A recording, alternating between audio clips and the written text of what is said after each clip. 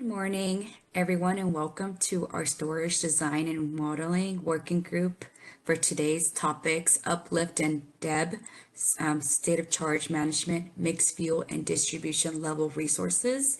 My name is Brenda Marquez. On behalf of the Stakeholder Affairs, we welcome you to today's meeting. We also have a few meeting reminders to cover before we get started. I will go over these reminders as this call is being recorded for informational and convenience purposes only. Any related transcription should not be reprinted without ISO's permission. In this meeting, we definitely encourage and would like to stimulate dialogue and engage different perspectives. And we also encourage that comments are both professional and respectful. Also, if you like to state a comment, we refrain from repeating anything that was previously said to manage our time effectively during our topics. But our speakers will have time for questions after they queue up on that slide. To ask a question, the raise hand icon is located in the middle lower screen if you're using the WebEx queue. You'll be added to our raise hand queue. At the time of you being added to your raise hand, myself or Stacy or Sergio or Dinesh or the teammates will be calling on you to ask your question. As a reminder, before you state your full question or comment, you are asked to please provide your full name and affiliation. And I will remind you if you do forget so, just to make sure we are aware of who's speaking or asking that question.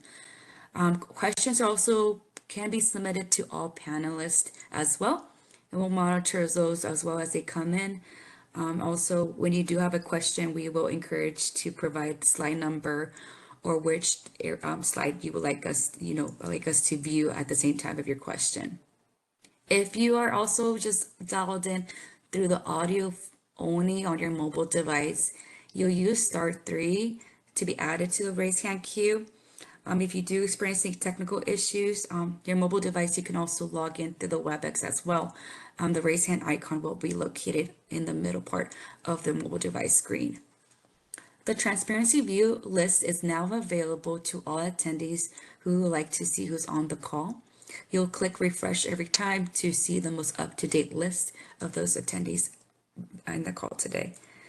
And then at this time, my event producer is Stacy, who will be assisting me for this meeting. And later on, we'll have Ahmed in the afternoon. For today's agenda, we will go ahead and kick things off with a discussion for the day ahead BCR and storage with Sergio. He'll cover that for about an hour. And then he will go ahead and introduce Quinn, Zhao, and Li He for the performance and KAISO storage resources under multi-interval optimization. And then Quinn will be covering a topic on monitoring on PRR 1627 changes. And then Sergio will go ahead and update on SOC management topics. And then we'll have approximately 15 minutes for open discussion if needed for the topics that were covered for the morning. And then we'll target a lunch break at noon Pacific time and return back at 1 p.m. Pacific time for the outage reporting and distributed level charges constraints with Dinesh. And then we will have a topic from Leisha from market analysis team on the update on HSL topic. And that one's a new topic that wasn't listed on our notice, but it's something we will be sharing this afternoon. And then we'll have an open discussion in case there's questions on that topic. And then we will kick things off with two stakeholder presentations. The first one we will have from Fluence Energy, and the next one will be from Gridsme on behalf of Wellhead Power Services. And we'll be able to present those folks who will be presenting on that as well.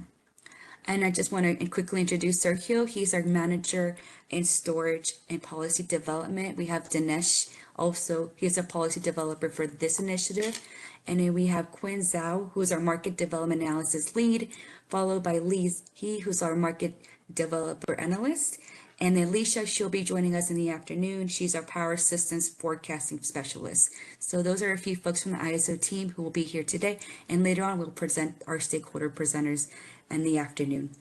But at this time, I will one more slide and I'll kick, I did have one more slide, but it's just a regular CAISO initiative, where we stand, and we're currently on the working group phase within this initiative, and we're moving within the proposal development phase as well. And then I'll go ahead and introduce Sergio. He'll be kicking us off at this time. Thank you so much, everyone. Thank you, Brenda, and good morning, everyone. Thank you for making the time today and joining us. We have a pretty packed agenda with lots of updates to go over and discuss with the stakeholder community. So before we get started, I wanted to show this quick overview of the topics we'll be talking about today, all of them falling under the three topic groups that Brenda mentioned earlier: Uplift and DEB, State of Charge Management, and Mixed Fuel and Distribution Level Resources. We are, we have different topics today. Some of them are more so focused on the discussion towards a straw proposal on the uplift front. Others are more so updates to make sure that people are, plugged into the relevant channels of communication. And we also have some analysis to present following the, requests from stakeholders to explore some more information relative to MIO and other topics. So as we cover all of this ground today, I want you all to have a perspective of what's upcoming in this initiative schedule. In 2 weeks from now, we'll have the comments due on this meeting. 2 weeks after, early November, we'll have another stakeholder meeting on Uplift and DEB, State of Charge Management, and Mixed Fuel and Distribution Level Resources. We'll have comments due a couple weeks later. Early December, we'll have what is now, based on our plan, our final stakeholder meeting for the year. We'll have another opportunity to discuss Uplift and DEB, and we'll have some updates as well on outage management, as well as Mixed Fuel and Distribution Level Resources. We'll get comments for that a week after, 10 days after, given the timeline of the holidays. We want to make sure that people, can chime in prior to that. And ahead of the closing of the year, we're targeting an issue paper straw proposal on this Uplift and DEB topic. So in the comments that we've received in prior meetings, we've seen, an interest towards us driving towards a straw proposal for folks to react to, particularly with the topics of Uplift and DEB. We'll use this meeting to discuss matters related to day-ahead BCR and the initial day-ahead state of charge parameter.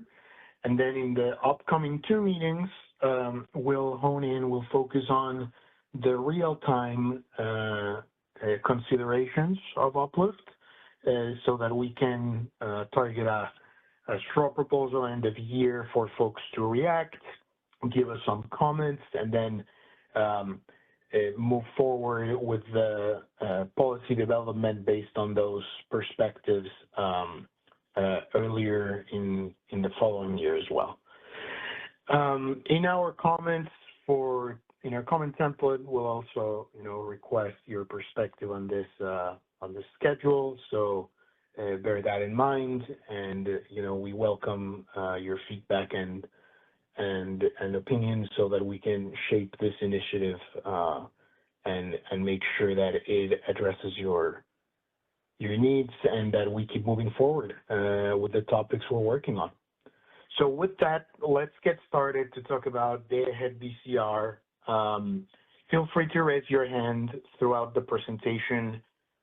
When we get to some natural pauses, we'll stop to see if there's any questions as well. So a quick background for folks that haven't joined in a number of sessions or that this is their first one. We have been discussing bid cost recovery and its relationship with storage resources for a while under this initiative and in our prior effort as well.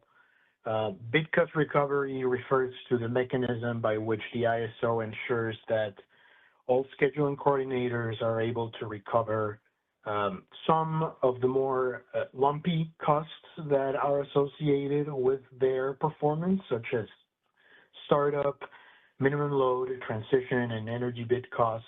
The purpose of bid cost recovery is to ensure that scheduling coordinators will be able to recover those costs, even if the total market revenues earned over the course of the day do not cover the sums of all of those accepted bids.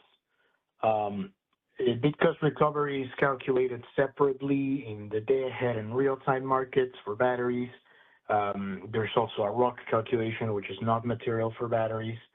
And BCR, as we've mentioned previously, was largely designed for gas and other thermal generators, but as storage resources began proliferating in the ISO, this construct was generally extended to these non-generator resources.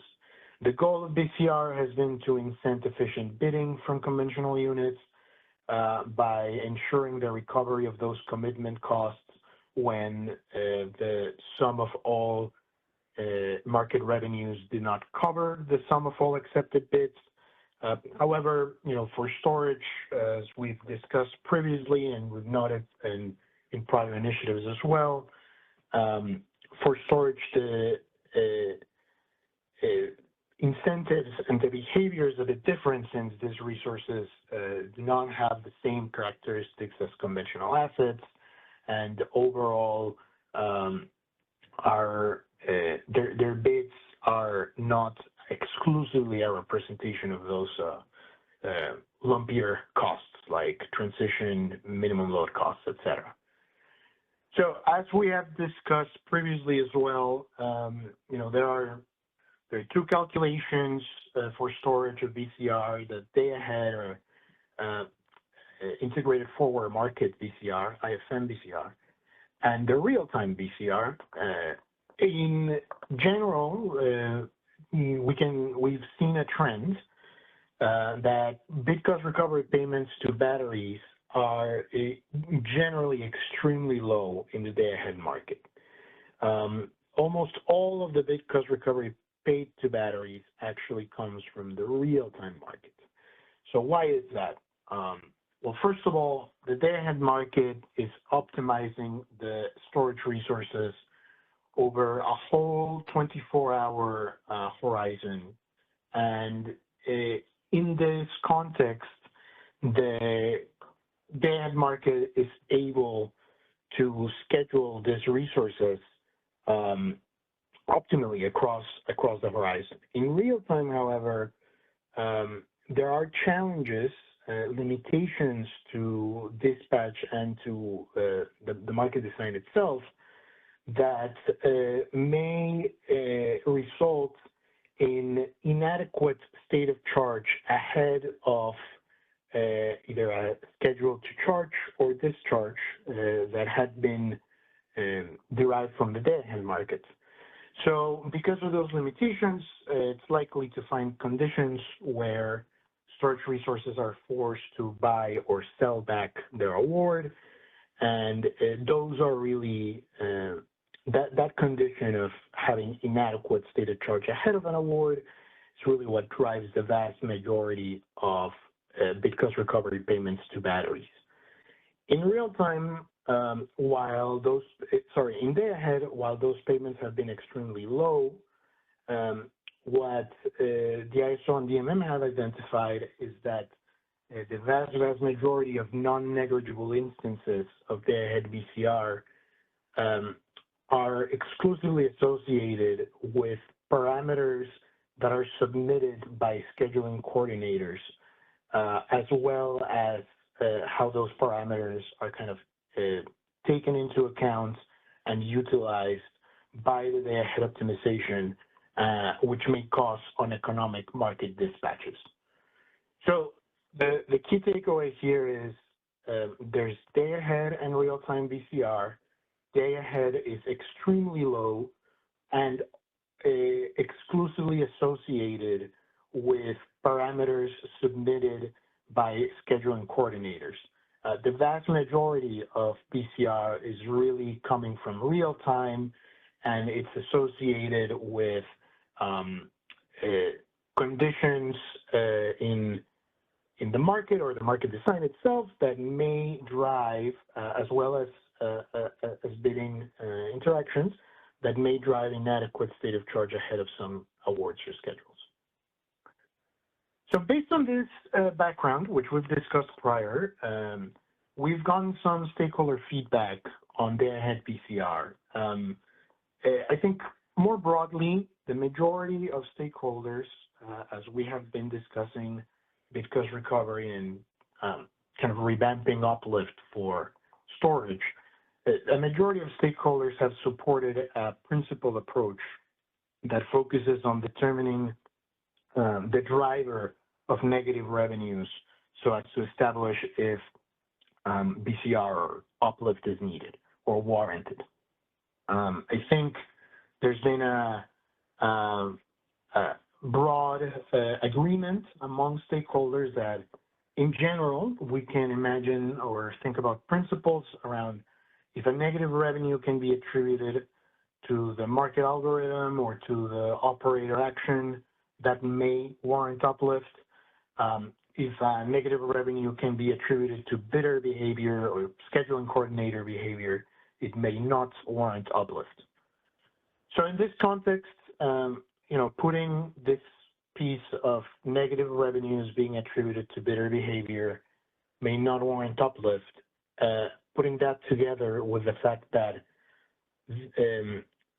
the small amount of day-ahead BCR is exclusively associated with scheduling coordinator submitted parameters, I think we've seen stakeholders coalesce around the idea that day-ahead BCR could be eliminated, that actions within day-ahead, such as self-schedules, should result in ineligibility for any make-whole payment in that time frame, given the effect that those actions can have on the optimization as a whole.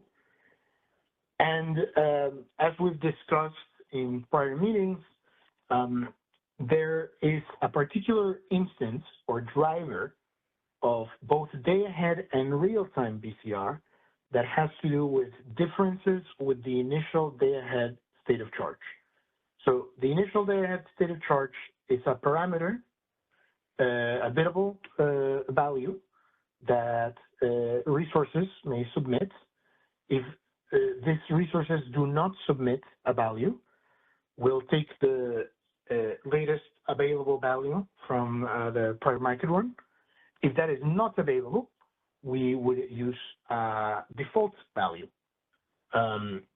Some stakeholders, in the context of the initial day-ahead state of charge, recommended that we require the submission of the parameter so as to obviate the need to have a default value being used. Others recommended that we modify the default value when no submission is made.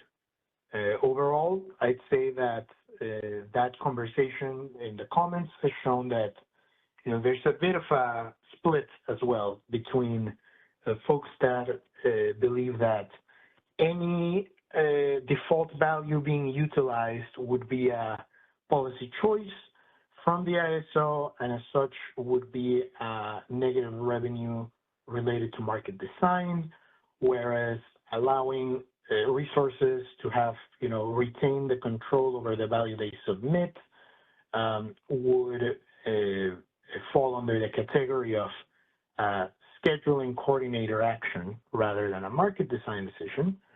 So there's definitely a bit of two avenues here to think about in how to modify or reform the conditions related to the initial day-ahead state of charge.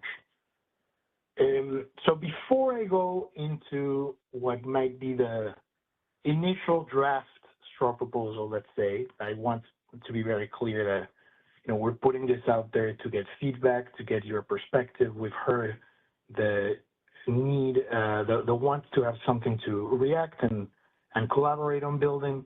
So this is where we're at. But before I get there, I see one hand from Alva. So let's go to Alva first. And please, Alva, remember to introduce yourself and your organization, even though most of us know you. Thank you.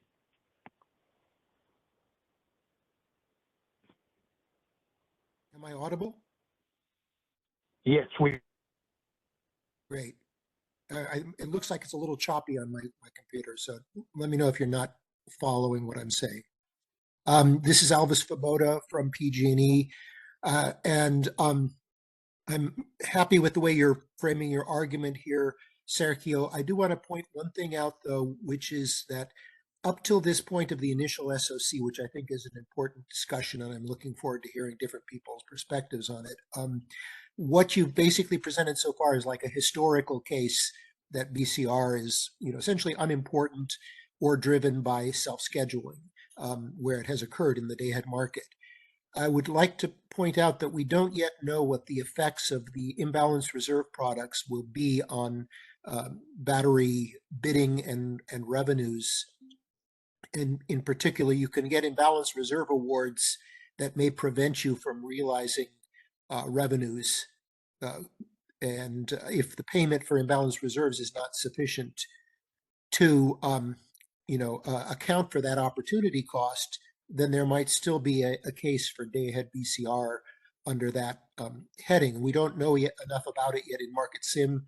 I don't know that that's actually going to happen, but I think we need to be forward-looking as well as backward-looking. So I appreciate everything that you presented, but I think it just in terms of final proposals that we should always be aware that when you make changes to market design, that may change the framework in the future. Thank you. Thank you, Alva. Yeah, I definitely agree. I think from our perspective, I'd say that, well, there's two elements here to think about.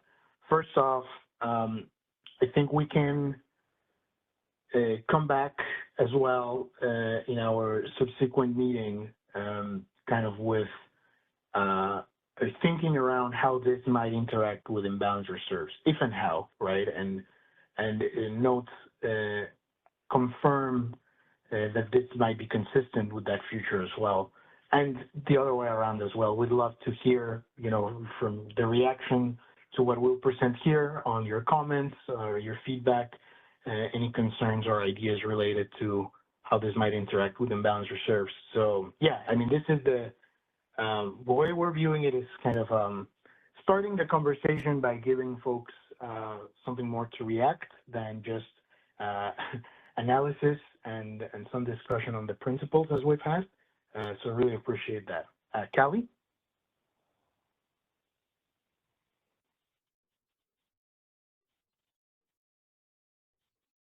Can you hear me okay? Yes. Okay, great. I actually had the same reaction as Alva.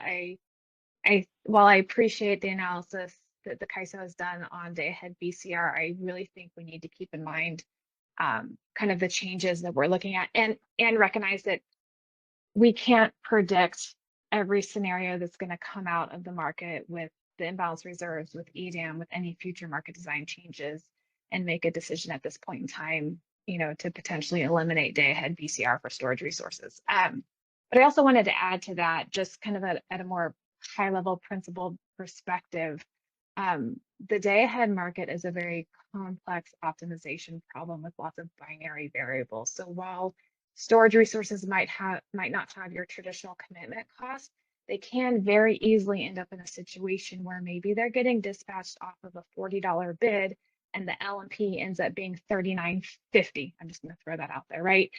And that does happen today.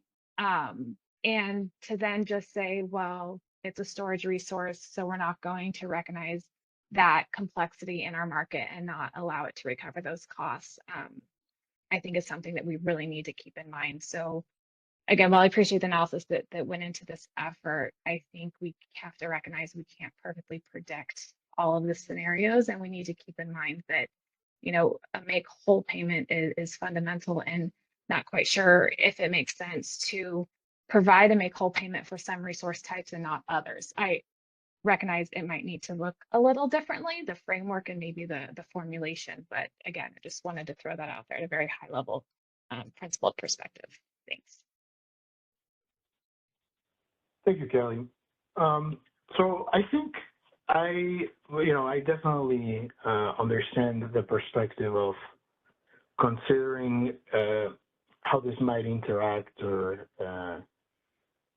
this might relate to giving some form of uplift or BCR to some resources, not to others. I think part of the discussion we've had since our prior effort has been, perhaps we don't need to think about this as reforming BCR, but really about kind of having a new uplift mechanism framework for storage, right? So I think that's part of the framing as well. Of maybe it's not just about moving some of the elements, but also thinking more holistically how this relates to not just day ahead exclusively, but also how it will interact with the real-time uplift or any successor mechanism. So I appreciate that kind of call for thinking about it more robustly. I was wondering if I could ask a question. If, let's say, so far we've been thinking around scheduling coordinator action that causes negative revenues, that might be a circumstance which may not warrant uplift. So let's say that we were to rephrase a bit what we're saying here, and it's not no longer should we have day ahead BCR, but more so any kind of like self-schedule or action directly from the scheduling coordinator that might influence the optimization process would have an impact on that eligibility or revenue. Do you think that is more general, perhaps, of a view, or a bit more consistent? I'm just wondering if you had any reaction to that. And it's totally fine if not. Don't mean to put you in the spot. Yeah. No, that's fine. Yeah, so I mean, obviously today the CAISO has that logic in its BCR for storage resources, right? You guys look at the self-scheduling, you even look at, self-scheduled hours in the future horizons when we're talking real time, and you're able to flag certain cases where you make that hour ineligible. I think if the general framing of this and the approach that we're taking is not, we're going to eliminate day ahead BCR, but more, let's look at a holistic framework, still provide some sort of uplift or make whole payment for BCR that looks at day ahead as well as the real time. I think that is something that we can definitely discuss. It was my reaction was more towards, we're going to ignore day ahead BCR for storage resources, and I think that was where I had a lot of concern. But we've always been very supportive of looking at a more holistic framework for BCR. I think CISA at one of the previous meetings had, a really good concept in mind that warranted further discussion. But my reaction was more of, let's not just eliminate day ahead BCR. We need to definitely still look at day ahead revenues and costs when we're looking at a more holistic framework for storage. Okay. And I think based on what I've heard from both Alva and Kelly, perhaps the key source of concern as to why this might be warranted to be considered has more to do with kind of inbounds reserves, the future of that. Would you agree that so far, based on the information we've provided and noted before, the current drivers of day ahead BCR, however, fall really on SC action? Or is that a point that you still believe we'll need to further analyze? I mean, like I think Alva put it really well. Yes, we can look at what has happened in the past, but we we have to be forward looking, and you can't assume that new situations aren't going to arise, and just that Okay. natural complexity that I noted, with the optimization we have today in the binary variables, that naturally will result and can result in prices being slightly lower than the marginal offer of a resource.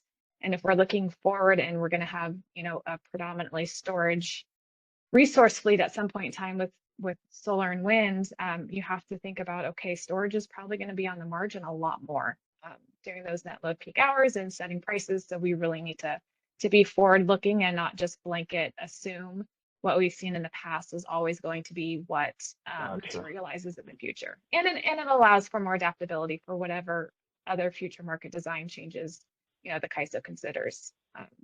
Gotcha. Yeah, that's very helpful, Callie. And I would say, we'd love to hear from stakeholders in general around their perspective on what the next couple slides I'll present. I do want to note that when we think about let's do away, or when I mention in the next slide, let's do away with day-ahead BCR, that wouldn't mean that day-ahead conditions or outcomes would not would be would not feed into or impact what we think about the forward moving uplift mechanism, right? That might be more focused on real time, but could look at some of those conditions as well. So yeah, that's all to say. Thank you for the feedback. I get that sense of let's be forward looking, think about how this would interact with imbalanced reserves a bit more. And at the same time, I invite you and all stakeholders to think about other conditions or edge cases that you think are not covered or that might be more complex when thinking about this draft straw proposal idea. So thank you. Okay, I don't see any other hands, so let's keep going. And I mean, we've almost already covered what I've written here, but I think one idea for consideration would be the elimination of the day-ahead BCR for storage resources. Why do we think this might be a viable starting point for day-ahead in particular? Well, first, because the majority of the BCR payments to storage really comes from uneconomic schedules that are due to the interactions of different submissions made by scheduling coordinators. This includes the day-ahead, the initial day-ahead state of charge, minimum maximum operating limits, self-schedules through the day, through the trade date, and outages. All of these are fully in the control of the scheduling coordinator. And because of how these different parameter submissions interact with each other, they are definitely open for some form of strategic bidding that could unduly inflate BCR payments. I think some folks on the call can imagine how that might look like. I want to be very clear that the ISO is extremely vigilant about this kind of behavior, and that we are, well aware of the potential of how the combination of different parameter submissions by scheduling coordinators could result in some form of inflated payments.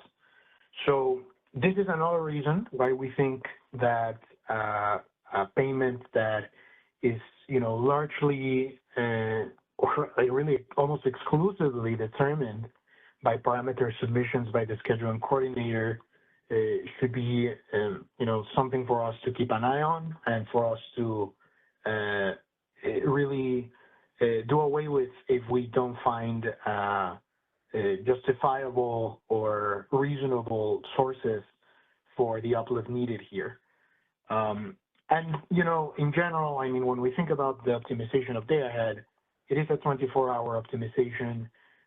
And because of the lack of the commitment constraints, in general, we really don't see day-ahead VCR payments that are not related to this parameter submissions. Now, the idea or the concept of doing away with day-ahead VCR would not fully solve one of the other concerns that I touched upon in this presentation, and that is, how do we get an accurate initial day-ahead state of charge value?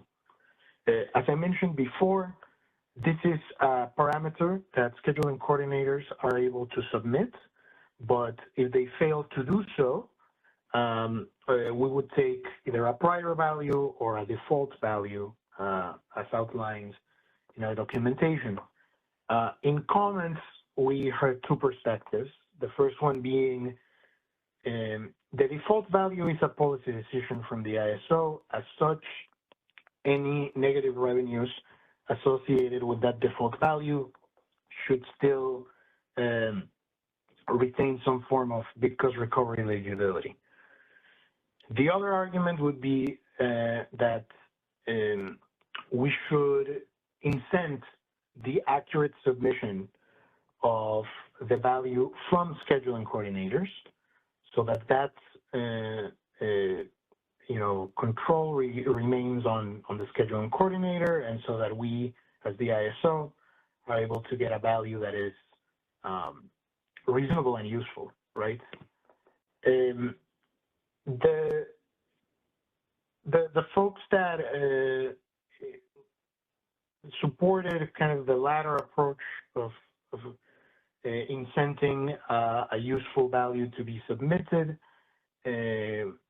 commented on the idea of maybe linking some form of eligibility or considering that in the revenues, for example, so as to incent an accurate value being submitted.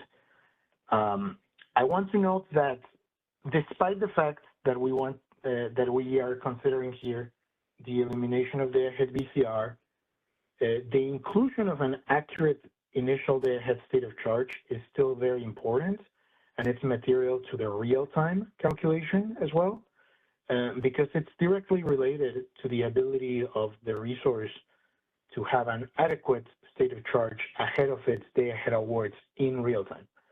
So that's really why, even if we might think about doing away with day-ahead VCR, we still need to think about what to do and how to have a better estimation of the initial day-ahead state of charge. So, as I mentioned before, some stakeholders asked us to consider a modification to the default value. These are a couple of ideas that were shared in the comments around how to perhaps better calculate that initial SOC value. Other folks told us, that we should require submission, not make it an option, but require it, and make sure that that submission falls within a given range of accuracy of plus minus N%. And in the comments of those stakeholders, they noted that, if the values fall outside that threshold of accuracy, there could be a couple of consequences, such as reducing the losses included in the VCR calculation or fully eliminating VCR eligibility, so as to incent, that accurate value being submitted, and not only submitting an accurate value, but also bidding in a manner that ensures that the resource will fall within that threshold, right?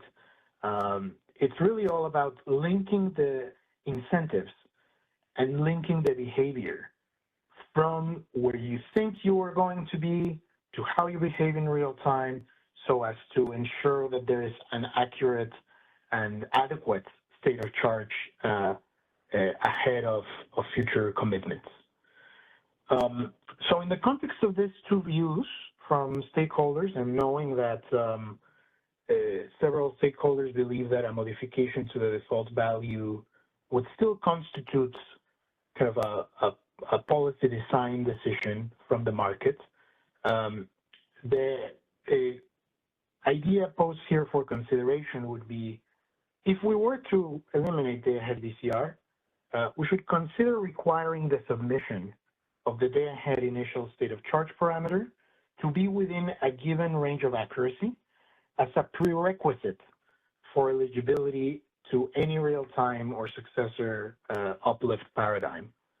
Again, the idea is that if we were to just modify the default value, that would be insufficient to create the incentives of give us a realistic estimate and bid and participate in a manner that shepherds the resource towards that estimate in the next day, via your economic participation or parameters such as the end of hour state of charge, right?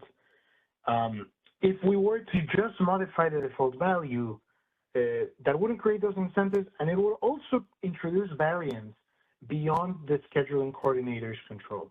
And we don't want that. I think based on this conversations we've had around the importance of who is in the driver's seat, let's say, we wouldn't want to create yet another or preserve one of the areas where variance can be introduced beyond the scheduling coordinator control. So the idea would be that a submitted day-ahead initial state of charge value would be needed for the day-ahead bid submission. Basically, you would not be able to submit day-ahead bids without including that value. So that way we make sure that, you meet the requirements.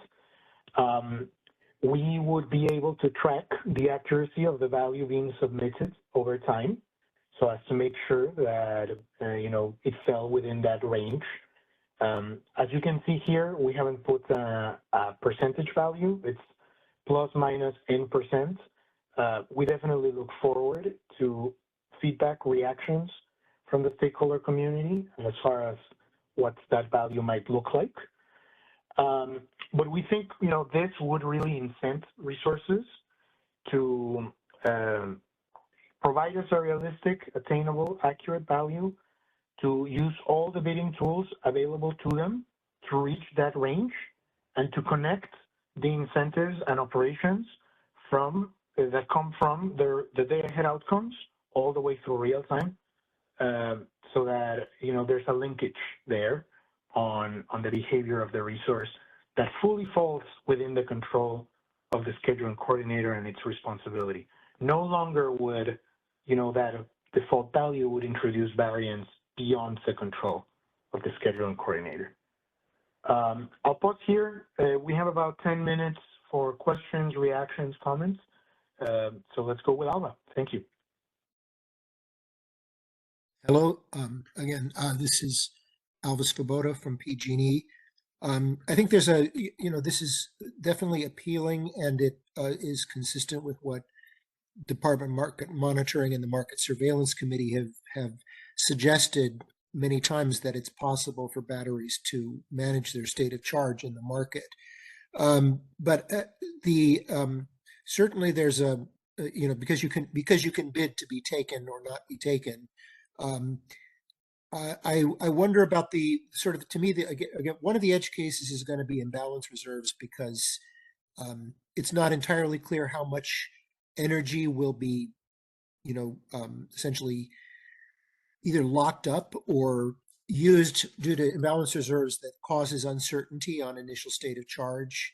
Again, with imbalance reserves, you do have the ability to manage your real-time bids, so there's still some control by the resource there. But the hard case is really regulation, where you basically, as CAISO, have made estimates of what the effect on state of charge is going to be with the attenuation factors. But everybody knows those factors are wrong every day, and they're wrong for every resource. So if you're actually looking at a particular resource on a particular day, what do you think is the right approach there? Do you sort of just remove a certain amount or increase the tolerance due to that inherent inaccuracy, or do you remove the requirement to be accurate, or do you assume that CAISO should take responsibility for the next day's initial state of charge because they're really responsible for how the battery is getting moved. And I know a lot of batteries now are no longer participating in the regulation market from what I've seen on the market participant forum. Most batteries are strictly in the energy market, and so a lot of this is making sense to me. But how do you deal with the uncertainty around regulation? Yeah, I think that's an important question for us to think about. I think there's like three options here.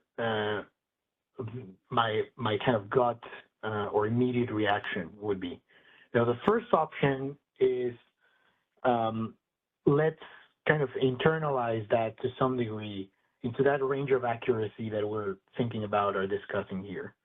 By that, we can think about it as, you know, what's probably the share that is of megawatt hours that are implicated to some degree with reg. What is that range of variance that we usually see on the deployment of it? Can that be integrated or considered in the range of accuracy in a reasonable manner? No, we don't want that range of accuracy to be plus minus 50% of state of charge. No, if it can be integrated reasonably, I think that's one path. The other one might be to think about the accuracy should be here considered perhaps with a separation or independence of how reg ultimately materializes. So that way, you know, we might still be a bit off, but we would be off by the reg, and we could, to some degree, as you mentioned, note, well, that difference is not fully related to scheduling coordinator action, and as such, maybe it shouldn't have that same impact. And the final one might be a more robust rethinking of how we model that potential reg deployment and whether it can be enhanced in some way. I know, Alba, you and I had some back and forth about that on other means to maybe rethink that. So I think there's different ways to think about it overall. I do recognize that might be a component where it's less clear or it's more so the design of it, of how we're tracking it, that does fall on the market design. But yeah, I appreciate that feedback. Good food for thought. Yeah, and I like your three options. I think we'll try to formulate our comments around that, because I think those I don't know if there's other things on the menu, but those do sound like kind of good things to target in terms of what's better or worse way to deal with that. So thank you.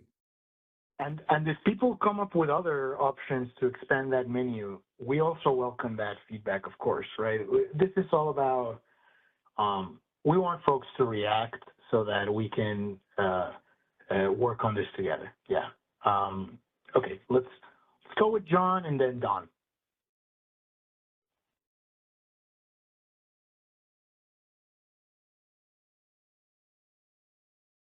Hear me? Yes, we can hear you now, John. Yeah, sorry, I'm just trying to get caught up a little bit on the BCR stuff. I'm not all that up to speed on it. I was also kind of concerned or curious how this will work for EDAM entities.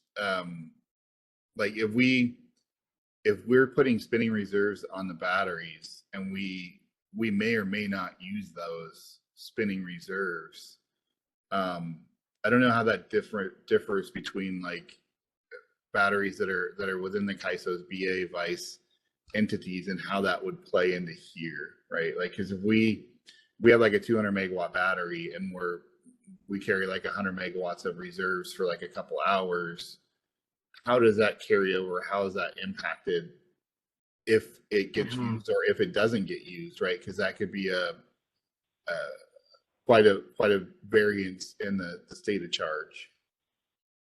Yeah, that's a good question, John. I would say in terms of the values submitted by the entity, by the scheduling coordinator, in this in this framework kind of presented on this slide, the scheduling coordinator would need to consider the potential impact of having put that kind of reserve on the asset. I would imagine that, you know, on a regular day, you wouldn't end up using that reserve to that amount. So it's very likely that, you know, you would want to think about that as an impact on the state of charge that would not materialize from the course of one day to the other, which would be different if you had, let's say, Yeah, I reg mean, as, or I was talking about energy. like Yeah. spinning reserves for contingency reserves.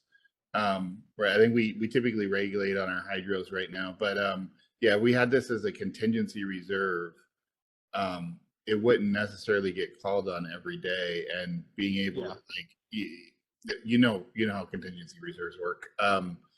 So there'd be an uncertainty in terms of whether or not it gets used and or how much it gets used, because we're also members of the power pool, so we also respond to other events on the system to a smaller extent usually, but still there's some there. So like I'm just saying that there would be a level of uncertainty there when we are trying to use these batteries for contingency reserves.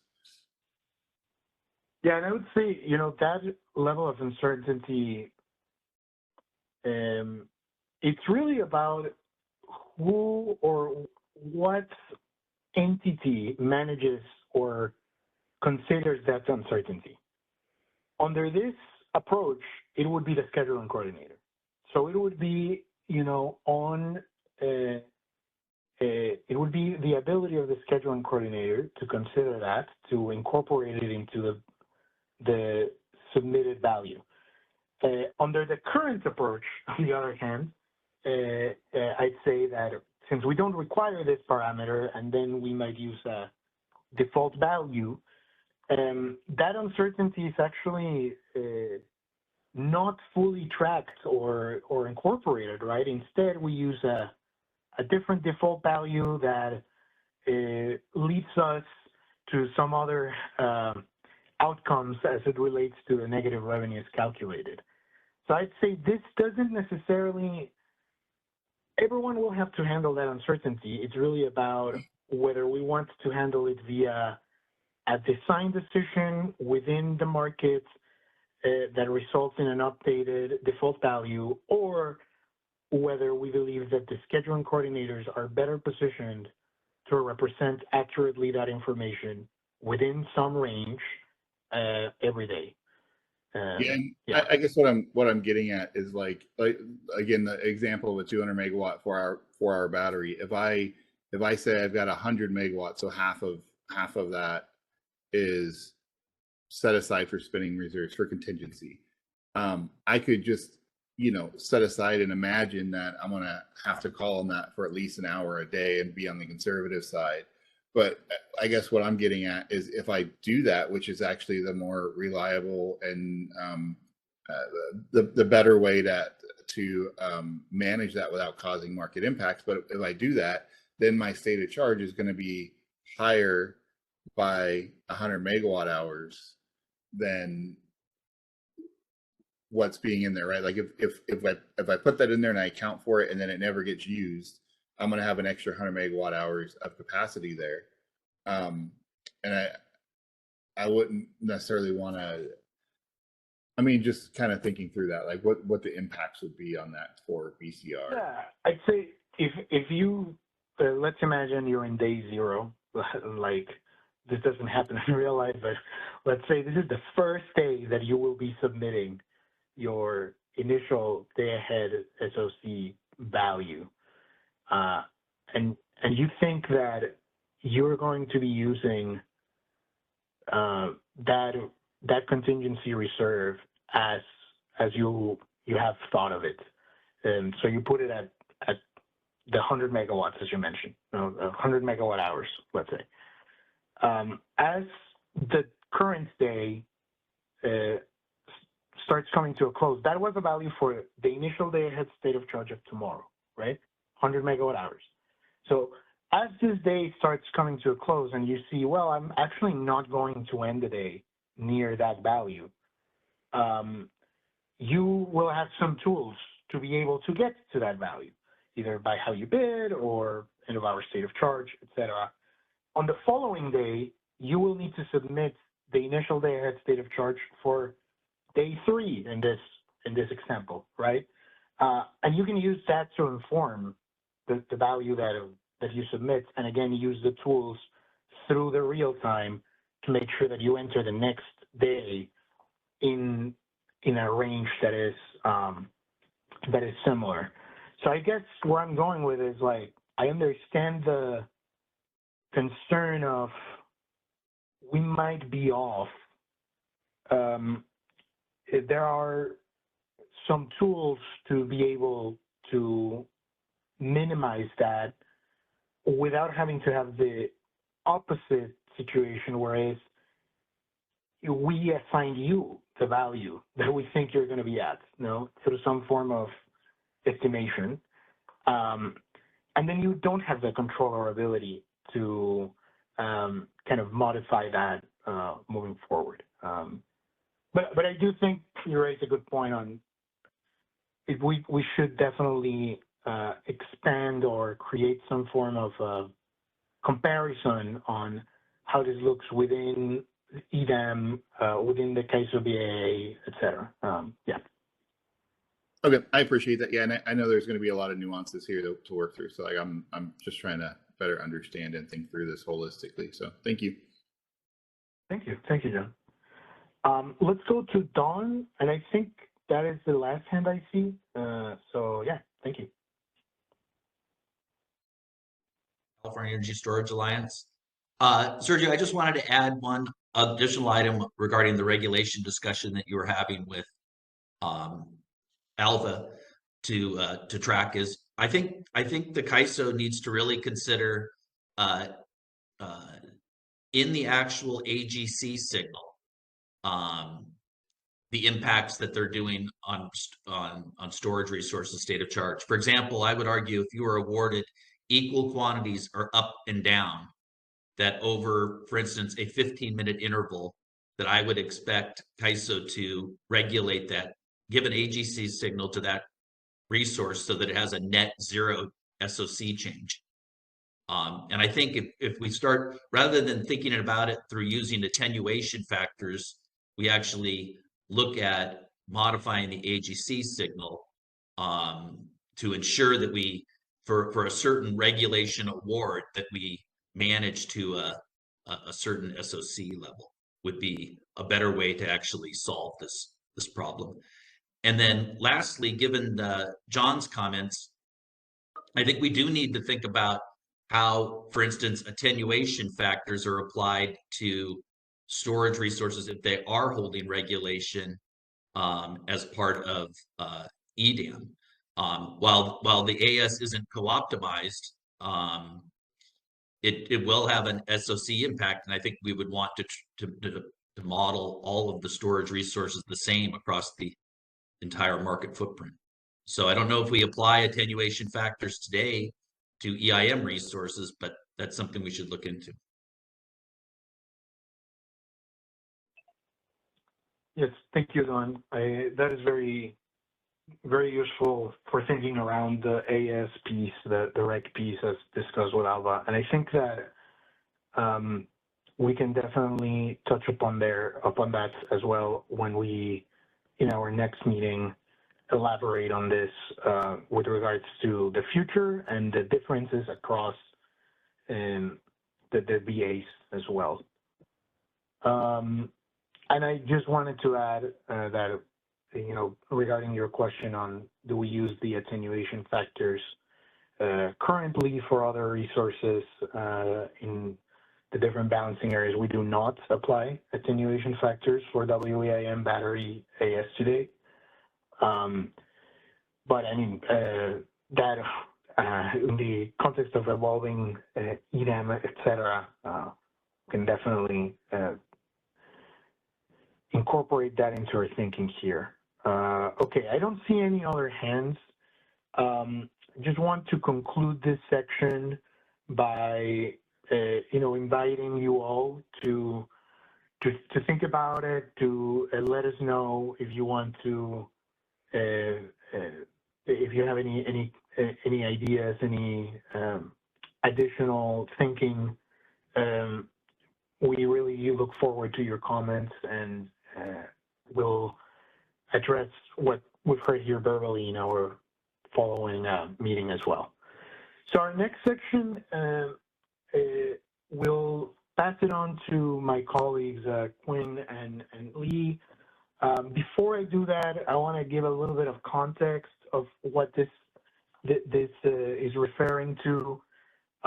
In our prior conversations around bid cost recovery, uplift for storage, etc., we had some requests around providing some analysis of the impacts of multi-interval optimization, how it relates to storage resource performance.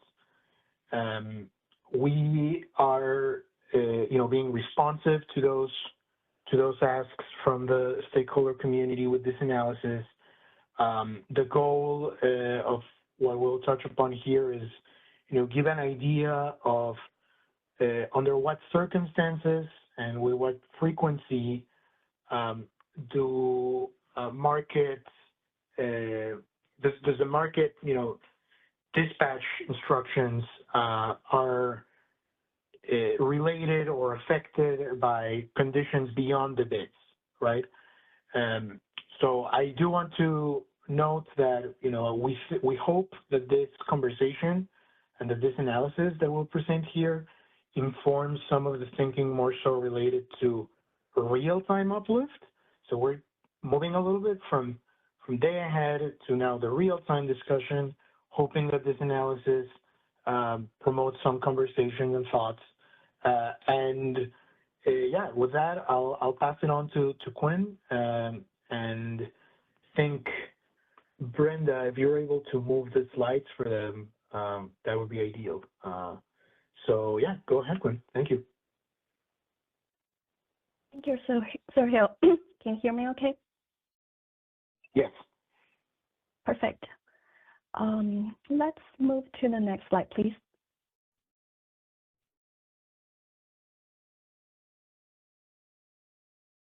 Okay, here we go. This analysis was done in response to stakeholder requests to understand the binding versus advisory solution differences under multi-interval optimization. So the presentation is organized in two parts here. First, I'll walk through the RTD price and schedule comparisons under multi-interval optimization. Then I'll hand it over to my colleague Lee, who will present the statistics on out-of-merit market schedules in RTD binding intervals for battery resources over a 14-month period. Next slide, please. Here is the list of key findings from the analysis. To start with, comparing the RTD SMAC binding versus advisory SMAC's system marginal energy cost at the same time intervals, we see that these SMACs are generally comparable, with some outliers mainly during the morning peak hours. Now, if we compare the total RTD schedules for battery resources, binding versus advisory total megawatt schedules are also generally comparable. If we take the binding intervals alone, out-of-merit RTD schedules for battery resources happen in less than 10% of the time, with higher frequency of out-of-merit RTD schedules for binding intervals mostly during summer months and afternoon hours horizon RN 14 through 17. And lastly, most resources have an out-of-merit frequency lower than 10%. Next slide, please.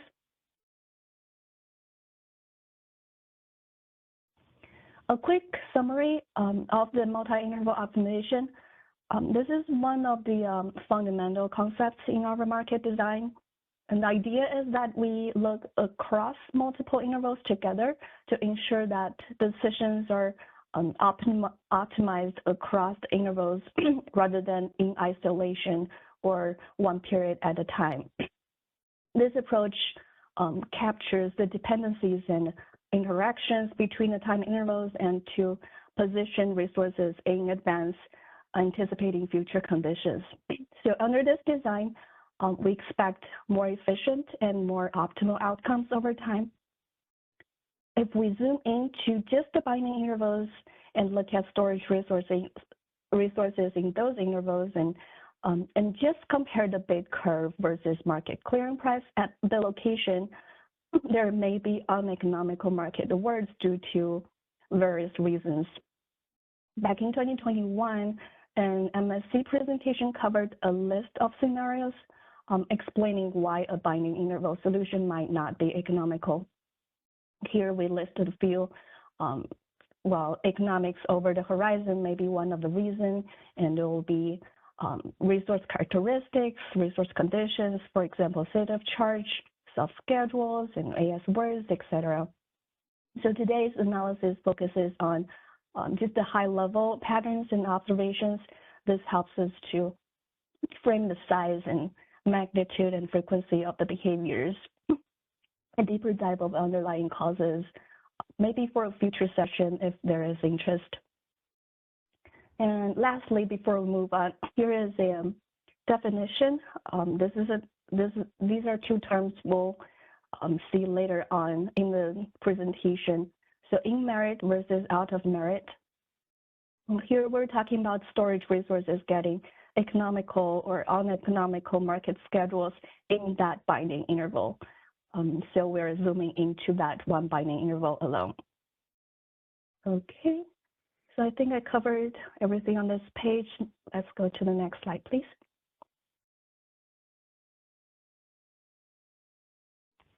Okay, yeah, as I said, we're comparing binding versus advisory solutions for this first part.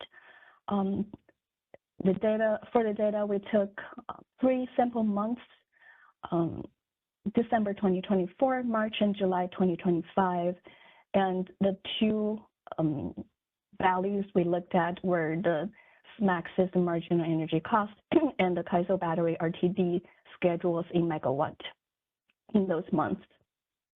As a refresher, we're looking at real-time market optimization. So we decided to focus on RTD because RTD schedules are operationally binding. Eventually, that's what impact the actual battery state of charge and everything else.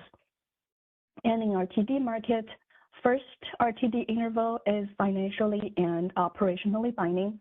That is the binding interval we're talking about. And the subsequent intervals in the horizon are called advisory intervals.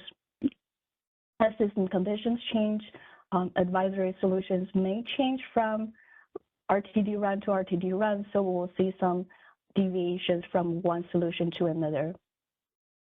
Next slide, please. Here is an illustration. So first we took 3 sample days for a zoomed in look, and here is one example we'll see later on. Here is 6 a.m. to 8 a.m. Excuse me. Time period, 2-hour time period in the morning on July 14th, 2025. On the left, we have RTD SMAC. On the right, we have RTD schedule for CAISO battery resources. This is an aggregated value. And x-axis are the timestamps from every 5 minutes. We have one breakpoint. So you see the segmented lines aligning with the timestamps on the right, on the x-axis. And on the y-axis, we have dollar for SMAC and megawatts for schedule. Then we are looking at a bunch of colorful lines here. So binding interval results are marked in black dots. Each of the black dots showing there are representing the binding interval for that market run. And extending from that binding interval, from that black dot, we see a line. So each line represents the trajectory from binding to advisory intervals in that corresponding market run. Say we take one timestamp and look vertically, and all the data points aligned vertically are the binding versus advisory solution comparisons for this timestamp. For example, we can take 6 a.m. On the left, our TD SMAC at 6 a.m.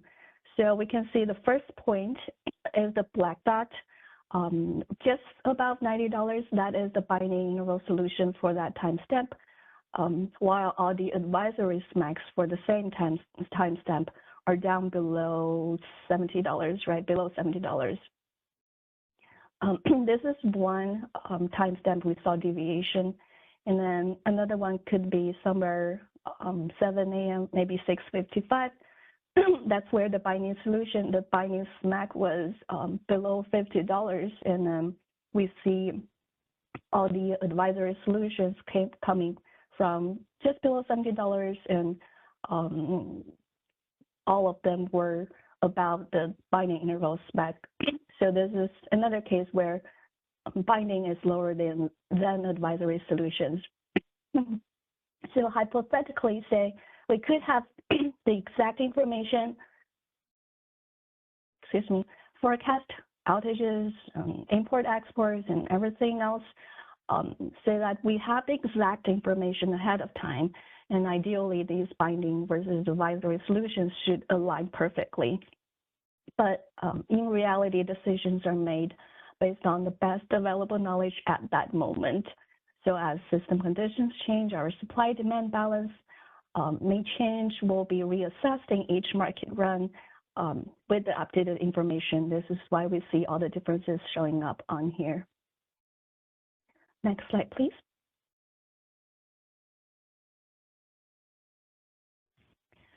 Okay, so this is one of the sample days I said.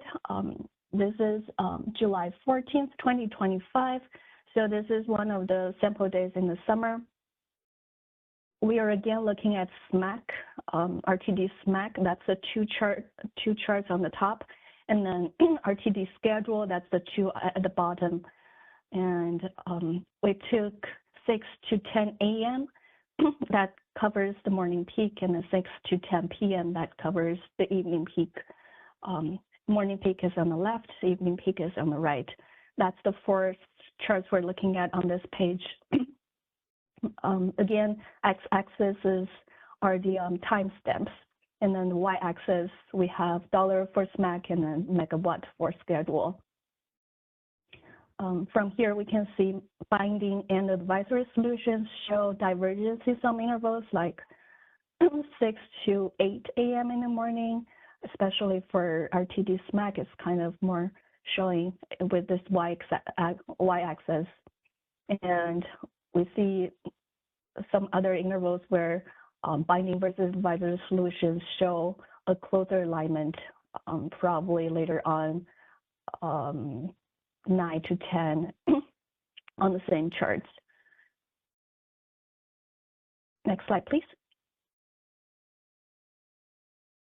Here is another sample day with the same layout, SMAC on the top and then RTD schedule at the bottom. This is from March 21st.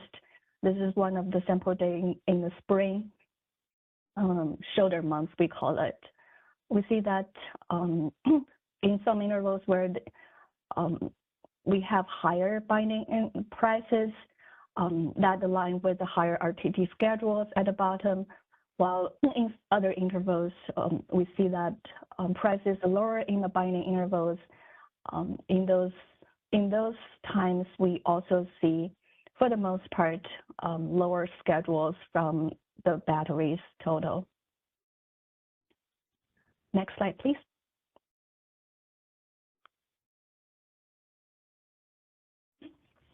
So here is another sample day, December 2nd, 2024. We try to cover the different seasonality. So one from summer, one from spring, and this one is from winter.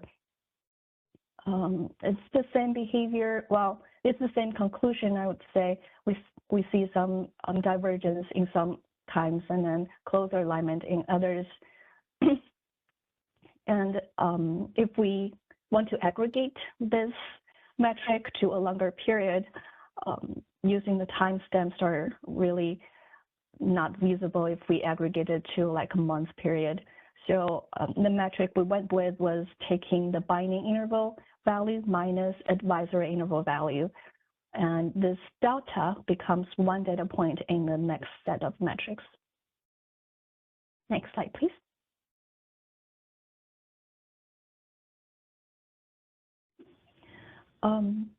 And again, we take one binding versus advisory pair to make that one data point, and all the data points, these deltas are aggregated into hourly distributions by month. Here we're looking at RTD SMACs, binding minus advisory in hourly distributions for each month. We have the same months, December 2024, March 2025, and July 2025. With this wide range of y-axis, which covers all the outliers in the chart, we can see that the real distributions in the center are mostly compressed. It's not really visible. It's like a black line at the $0 line for the most part for all hours.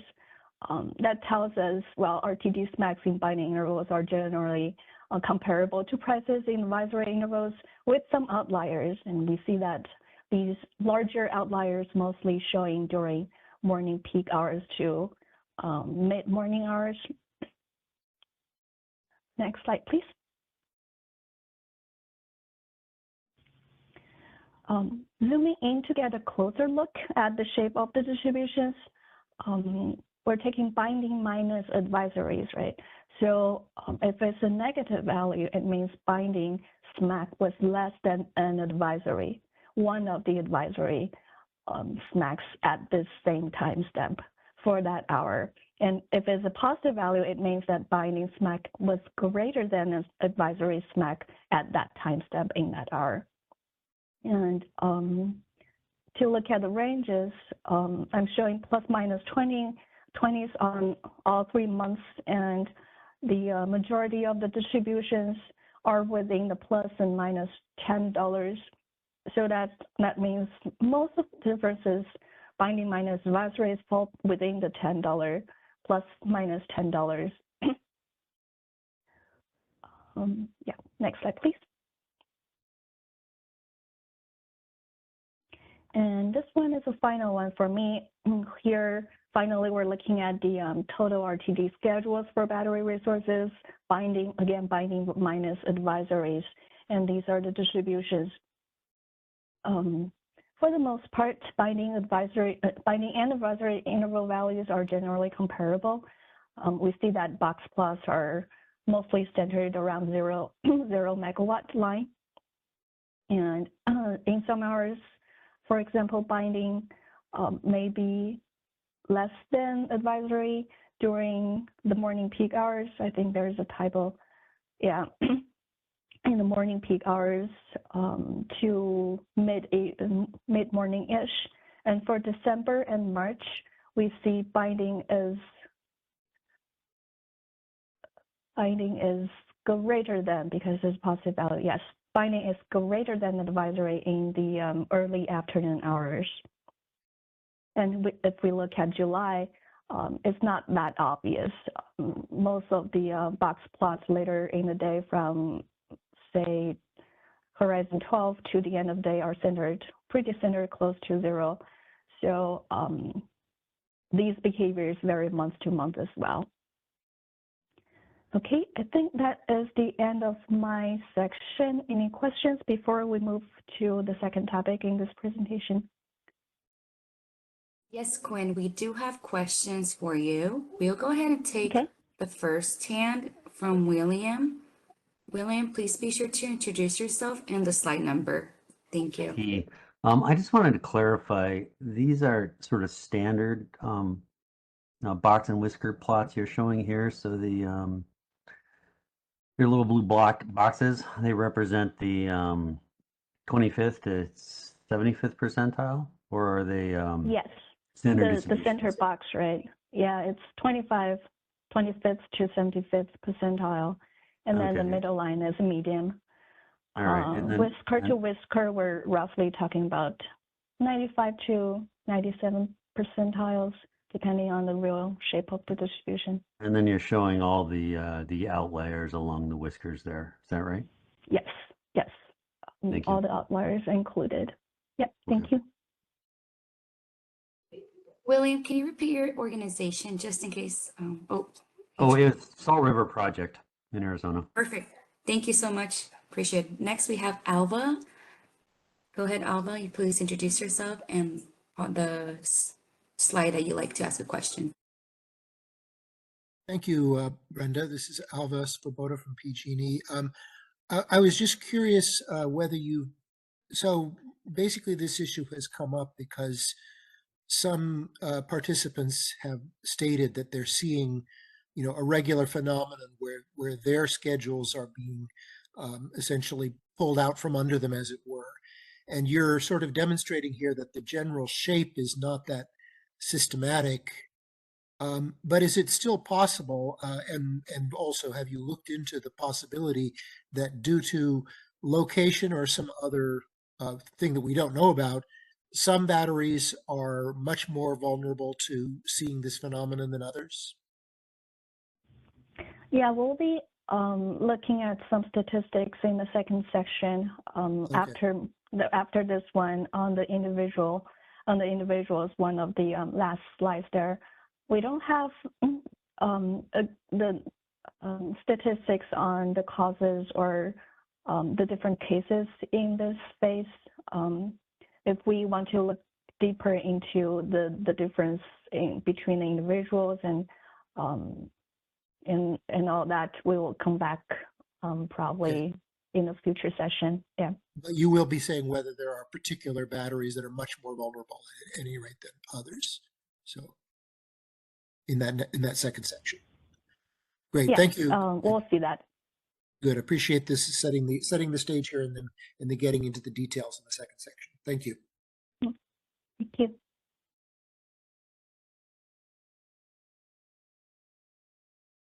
Next, Any we do other have questions? Kelly Wells. Okay. Yeah, one more for you. Kelly Wells, go ahead and introduce yourself as well. Thank you.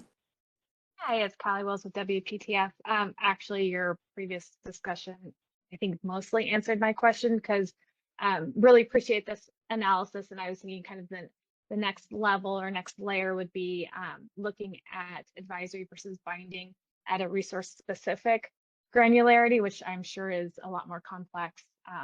And it sounds like hopefully you guys are looking at doing that maybe at some point in time in the future, because I do wonder, kind of to Alva's point, on if certain resources based on their location are more susceptible to wide swings, what or how much of congestion contributes to that as a driver, right? Are we seeing large differences in congestion costs at a specific location between binding and advisory that also might be contributing to these large changes when you get to that level of granularity? So sounds like you guys have that maybe in the plan to do the next iteration of analysis.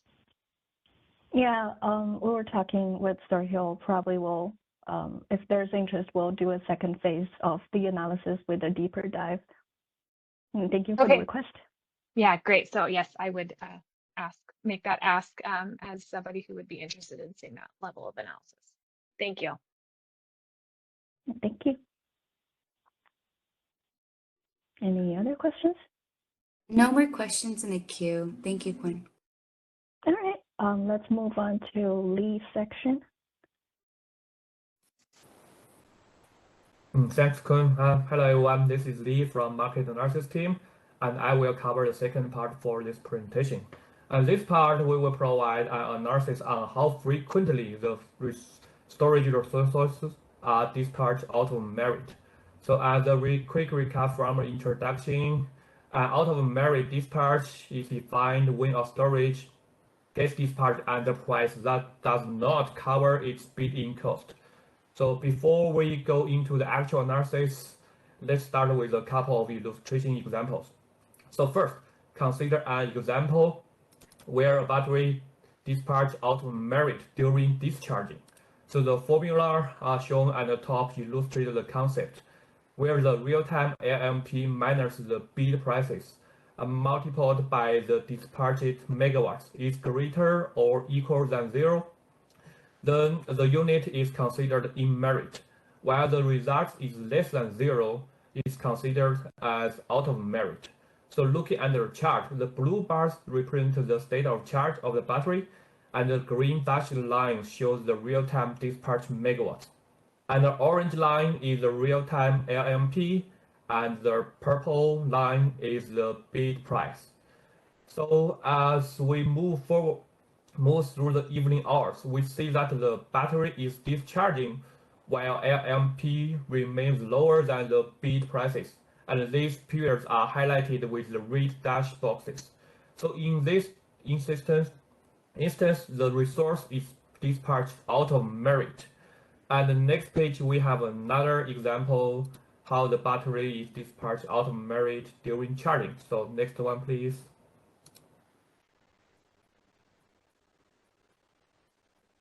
Next page, please. Yeah, similarly, here we have another example dispatch out of merit during charging. What we see in this case is the battery is charging while the location margin price is higher than the bid price. So those periods are also highlighted in the red dashed box. So this means the battery is being charged at a cost which is higher than its bidding to pay. In other words, it's charging out of merit, which again leads to some uneconomic dispatch.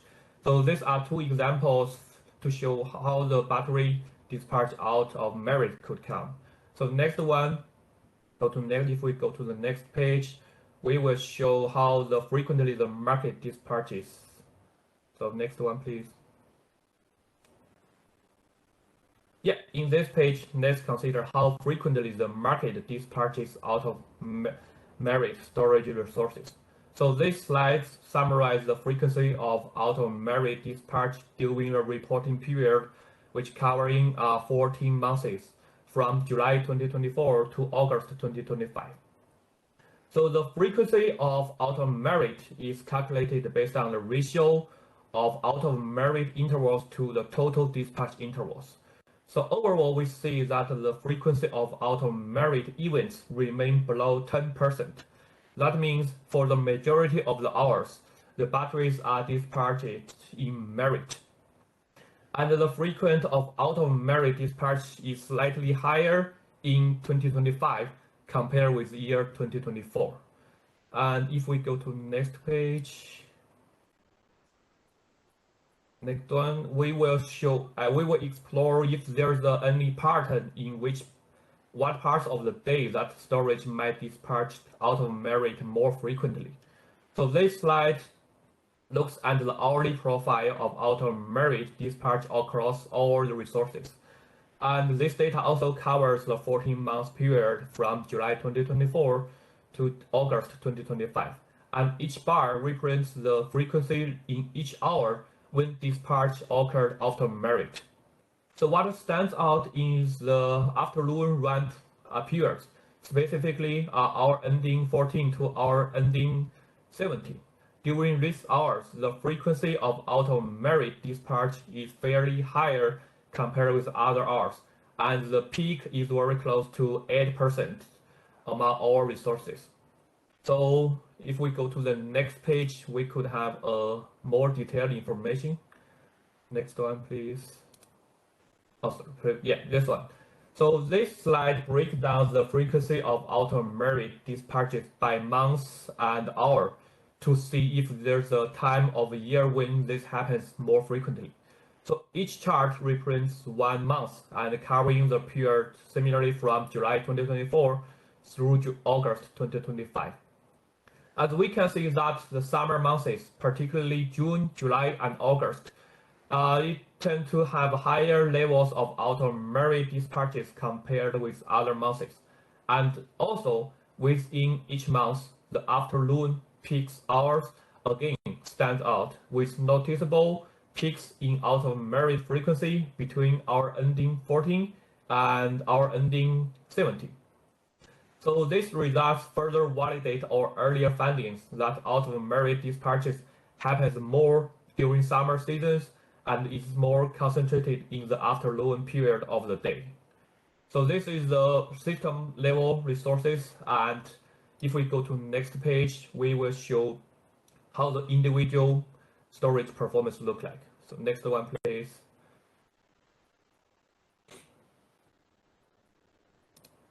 So next page. Yeah, in this slide, we are looking at the frequency of auto merit across all the resources. And the resources names are masked, and the only we show the frequency in percentage. And we exclude 4 resources because they have a very short period participation. And then we also sort all the resources in a descending order, and we can see for the individual resources, the highest out of merit frequency from one specific resources is about 17%. And also, we could notice that over 80% of the resources, they have out of merit frequency which is less than 10%. And to conclude this one, overall, most storage resources are performing consistently in merit.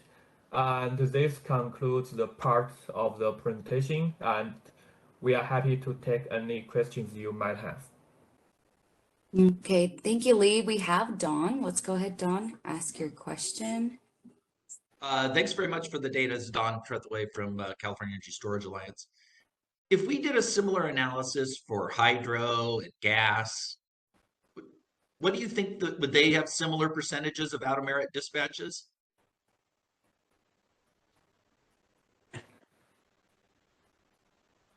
Hi, Quinn, do you have answer for this one? We don't have the same data in this phase for the other resource types. It can be something to consider in the future. Thanks.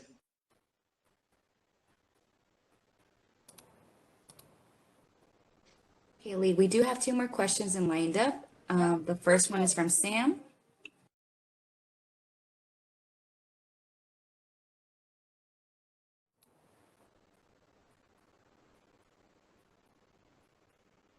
Sam, we can't hear you. You might be on double mute on your device headset. Can you hear me? Yeah. Yes, we can. Okay, great. Hi, this is Sam Heil at Nextera Analytics. I had a couple of quick reactions. First, thank you for being responsive to the feedback and putting these really awesome, thorough seeming analytics together. It really helps kind of shed some light from the market participant perspective on how big of a potential issue this is for storage operators. My 2 substantive comments. One, when I tried to do this analysis on behalf of my company, I thought about a third bucket in addition to the 2 presented here in terms of out of merit, types of out of merit or flavors of them. Specifically, I noticed, at least in the batteries we looked at, that there were a lot of instances where our resources, it seemed like they should have been in the money to either charge or discharge at a given LMP, and instead received a set point to sit idle at 0 megawatts.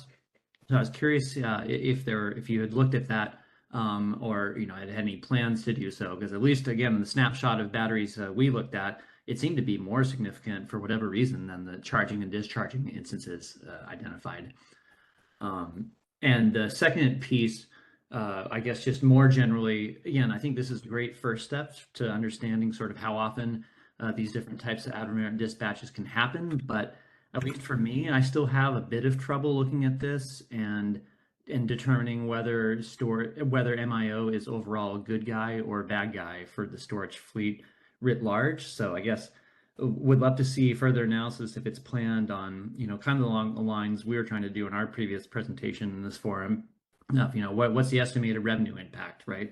Because you could look at this and say, oh, wow, for some of these batteries, upwards of 10%, that seems like a lot, could be scary. On the other hand, if MIO is doing its job, as I understand it, that could actually be a good guy for the storage operator because it's, the RTD is looking forward more, it has more information with those advisory intervals than the market participant might, and is better positioning it to, meet a peak load or ramp or whatever it is in the upcoming advisory intervals. Which would be a good thing. So I guess my point being, yeah, it's hard to say upwards of 10% is, I don't know if that's necessarily good or bad. I know it's hard to figure that out without rerunning the whole market, obviously, which is no small lift, but would love to see any more analytics you guys are able to provide in the future on that. Thanks. Thank you for the comment. So first of all, thank you for the suggestion on the 0 megawatt behavior. This is one variation of the many variations we'll see for not out of merit dispatch rate in RTD. And if we look deeper into the reasons, multi-interval optimization is the framework we're operating under, but deeper down, it could be caused by different reasons, right? Say, a very example, a typical case we see in the afternoon hours, maybe end of our bidding parameter that we have. And if the end of our minimum is putting in and we have initial state of charge that we cannot support that end of our minimum state of charge parameter, then we will be charging that resource. We could be charging that resource uneconomically in that binding interval because of this, right? This could be one of the variations. The other variation would be we have a target and the initial SOC will be meeting that target right on spot. Maybe we'll be setting this resource at 0 and not doing anything, because even if the price is in the money to charge or discharge, because the state of charge is already there to meet the target. Another variation could be we have the regulation and we need to support the regulation. So if charge cannot support regulation, we will discharge or charge uneconomically in either binding interval or advisory interval to support some of the different situations, right? So these are all the different scenarios. If we look deeper, we would be looking at. So yeah, I think this, if we end up going into the second round of this, we'll have to think of a way to actually categorizing all the different reasons and present that result to the next phase. And thank you for that. The other question I'm trying to remember was the other question, comment you have.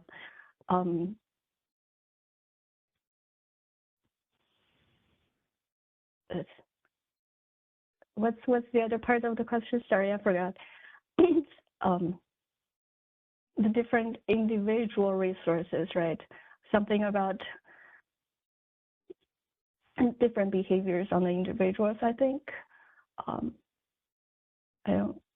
don't see you on the list anymore. I think you talked about the difference between individuals. Yeah, I think that will be part of the deeper dive analysis as well.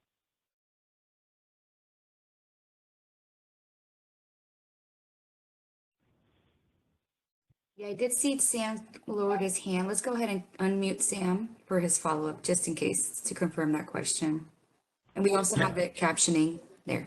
Yeah, sorry about that. I muted myself for background noise and couldn't unmute. Yeah, my two comments, I think that's pretty responsive. One was to look more closely at cases where the resource may have been idled out of merit rather than being dispatched to charge or discharge out of merit. And then the second one, I think you kind of already talked to it a bit, was getting more into was that dispatch, out of merit dispatch in one binding interval good or bad for the resource, as measured, say, over the rest of the day, or, aggregating all those MIO dispatches up, what was the resource overall better off or worse off for, say, the trade day, like you would consider if you're doing BCR payments, for example. Just to kind of translate the, statistics on how often this happens in terms to statistics on was it good or bad for the resource's overall revenues for the day. Thanks. Yeah, thank you for the suggestions. Quinn and Lee, we do have 2 more raised hands, and we'll go ahead and take Sheng. Please be sure to introduce yourself. Thank you. Sheng from Fluence Energy. Thanks for sharing those statistics. I do have a question, and Quinn mentioned this a little bit. Can CAISO provide a breakdown of what are the categories of reasons? I think you mentioned SOC being one and regulation awards being another. But the other things that I think could have impact on out of merit dispatch, and I want to kind of confirm that with you to see if that's considered in part of this analysis. That, for example, resource could have market power mitigation, then resource initial bid was out of money and then become in the money because of market power mitigation. Is that considered as part of this analysis? And if so, would you consider kind of doing analysis to show us what are the breakdown of the reasons that cause the resource to have this out of merit dispatch? Thank you. Yeah, thank you for the question. Yeah, it's a good question, very good question, mitigation. For this round, mitigation is not part of the analysis. What Lee was showing was we took the final bid, which are the version after all the pre-processes and after mitigation round. So mitigation is a separate section before optimization engine, so that part was not considered. I think we had previously showing some mitigation data analysis, the frequency of mitigation and stuff. So if we'll talk about the second phase, how we want to present the data and how we want to do the analysis, reason breakdowns, deeper dive on the individual behaviors and potentially BCRs as well, and then probably add something about mitigation as well. And thank you.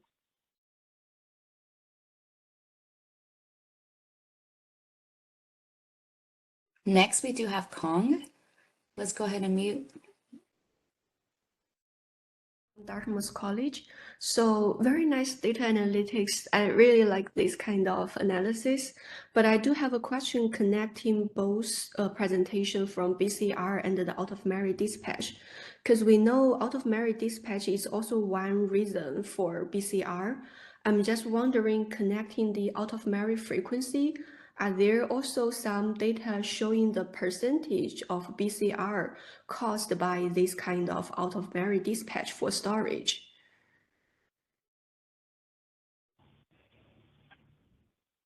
Sergio, I saw you raise your hand. Do you want to jump in or? Yeah, I can chime in here. Thank you. So two quick things. The first one, our prior presentation on BCR today is largely focused on day-ahead BCR, right? And this is something that this presentation that Quinn and Lee have provided today is really about conditions that occur in real time. So I just wanted to note that difference to begin with. So, you know, our concept of potentially doing away with day-ahead BCR, et cetera, it's a bit separate from the distinction here. So that's one. The other point that I wanted to raise is that today, the way that real-time BCR, well, all BCR really is constructed, is it's basically looking at the potential need for uplift for shortfalls that materialize for the net shortfalls over the whole trade date. And a lot of the decisions that we're looking at here are about what is going on in the binding interval, given the best information we had in that interval. So even if something occurs in the binding interval that we would characterize in this slide as quote unquote out of merit, that doesn't immediately trigger a shortfall, right? The shortfall and all of its considerations are determined after we net it out for the whole trade date. So I just wanted to note that because, you know, that's an important kind of a fundamental, actually, prerequisite for BCR to be paid out. The fact that it's a net loss across the trade day. And the final thing I wanted to note is that all of the analysis that Quinn Lee have presented here is really kind of trying to capture whether something that occurred in the binding interval, how it relates to our advisory conditions. But it's very important to note that the advisory intervals, they're not settled. So because of that, it's really what happens in the binding interval that determines the shortfalls and surpluses that are netted for the whole trade date, and then determines if there's a BCR payment or not. I know that's a very long answer, but there was a lot of little details there that I wanted to tease out. But I'll stop here to see if Quinn or Lee, you have anything to add. Thank you. Yeah, thank you. That's great. Yeah.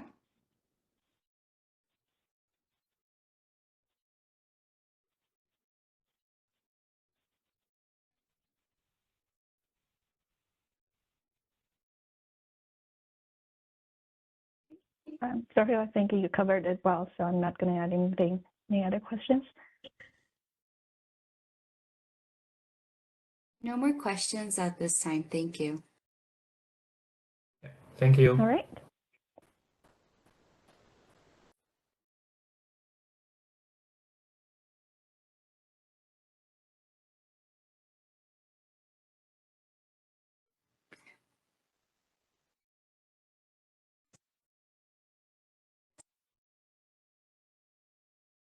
So we are on open discussion. Sergio, just want to do a quick time check on our agenda for today. We do have Quinn. 1 second, let me double check.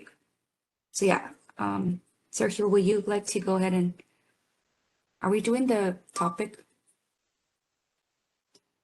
Yeah, so next- let me chime in quickly here. I'd say we have a couple minutes left to further discuss this analysis or overview if needed. I don't see any other hands. I would just like to maybe close out that piece by noting a couple of things where it would be great to hear from our stakeholders. So the first one is we undertook part of this analysis due to some of the questions around whether how we should think about MIO in the context of real-time uplift, and whether there might be some argument to further consider the implications of binding and advisory intervals within the current or future uplift paradigm. I think, based on the conversation we had today, there's some additional questions that we might want to take a look at and think about. But to the degree that this presentation informs your positions or your thoughts on those topics, please don't hesitate to incorporate that in your comments moving forward. Since I'm not seeing any hands right now, I think that the best use of our time will be I'll pass it back to Quinn to cover some of the monitoring of the PRR 1627 changes. This relates to the inclusion of the flexible ramp up into our real-time state of charge, attenuated state of charge constraint. Since we made that modification during the summer, we've been reporting out on this monitoring through this venue, and we'd like to have that monitoring kind of inform our thinking on state of charge management design moving forward, which I'll cover a little update after Quinn's slides on PRR 1627. So with that, I think we can go on to the next slide. I'll pass it back to Quinn, and thank you for joining us and giving us all of this information today, Quinn. Yeah. Thank you, Sergio. Let's go to the next slide, please. Yes, I'm back. Let's switch gears to this FRU in SOC modeling enhancement. This is PRR 1627 in market operations BPM, FRU in SOC management. modeling enhancement. This enhancement was activated on June 3rd. The purpose was to better account for FRU impact on state of charge within the excuse me, multi-interval optimization and to improve the efficiency of FRP design this summer. And we've gone through the monitoring a few times already. I'll just quickly go over the content a little bit as a refresher. So this is a formulation. SOC-AT constraint is the one we modified this summer. This constraint, well, this equation was introduced back in 2023, battery energy storage enhancement, I think. With the enhancement, with that enhancement, reg up and down was added to this SOC-AT equation. So this was introduced back then. And then with this new enhancement, FRU term that's highlighted in red has been added to the to this existing equation. Next slide, please. We'll start by looking into the battery share in FRU passing group procurement in RTPD. We picked RTPD because it's really where the majority of FRP procurement happens, and it's where we position the other resources with commitments, right? So this is really this has been the focus of the analysis so far for FRP. Here is the hourly distribution for percentage share. Y-axis has the percentage, x-axis has the hours of the day 1 through 24. On the left we have before, on the right we have after activation. So these are gathered from 3 months of data before and after.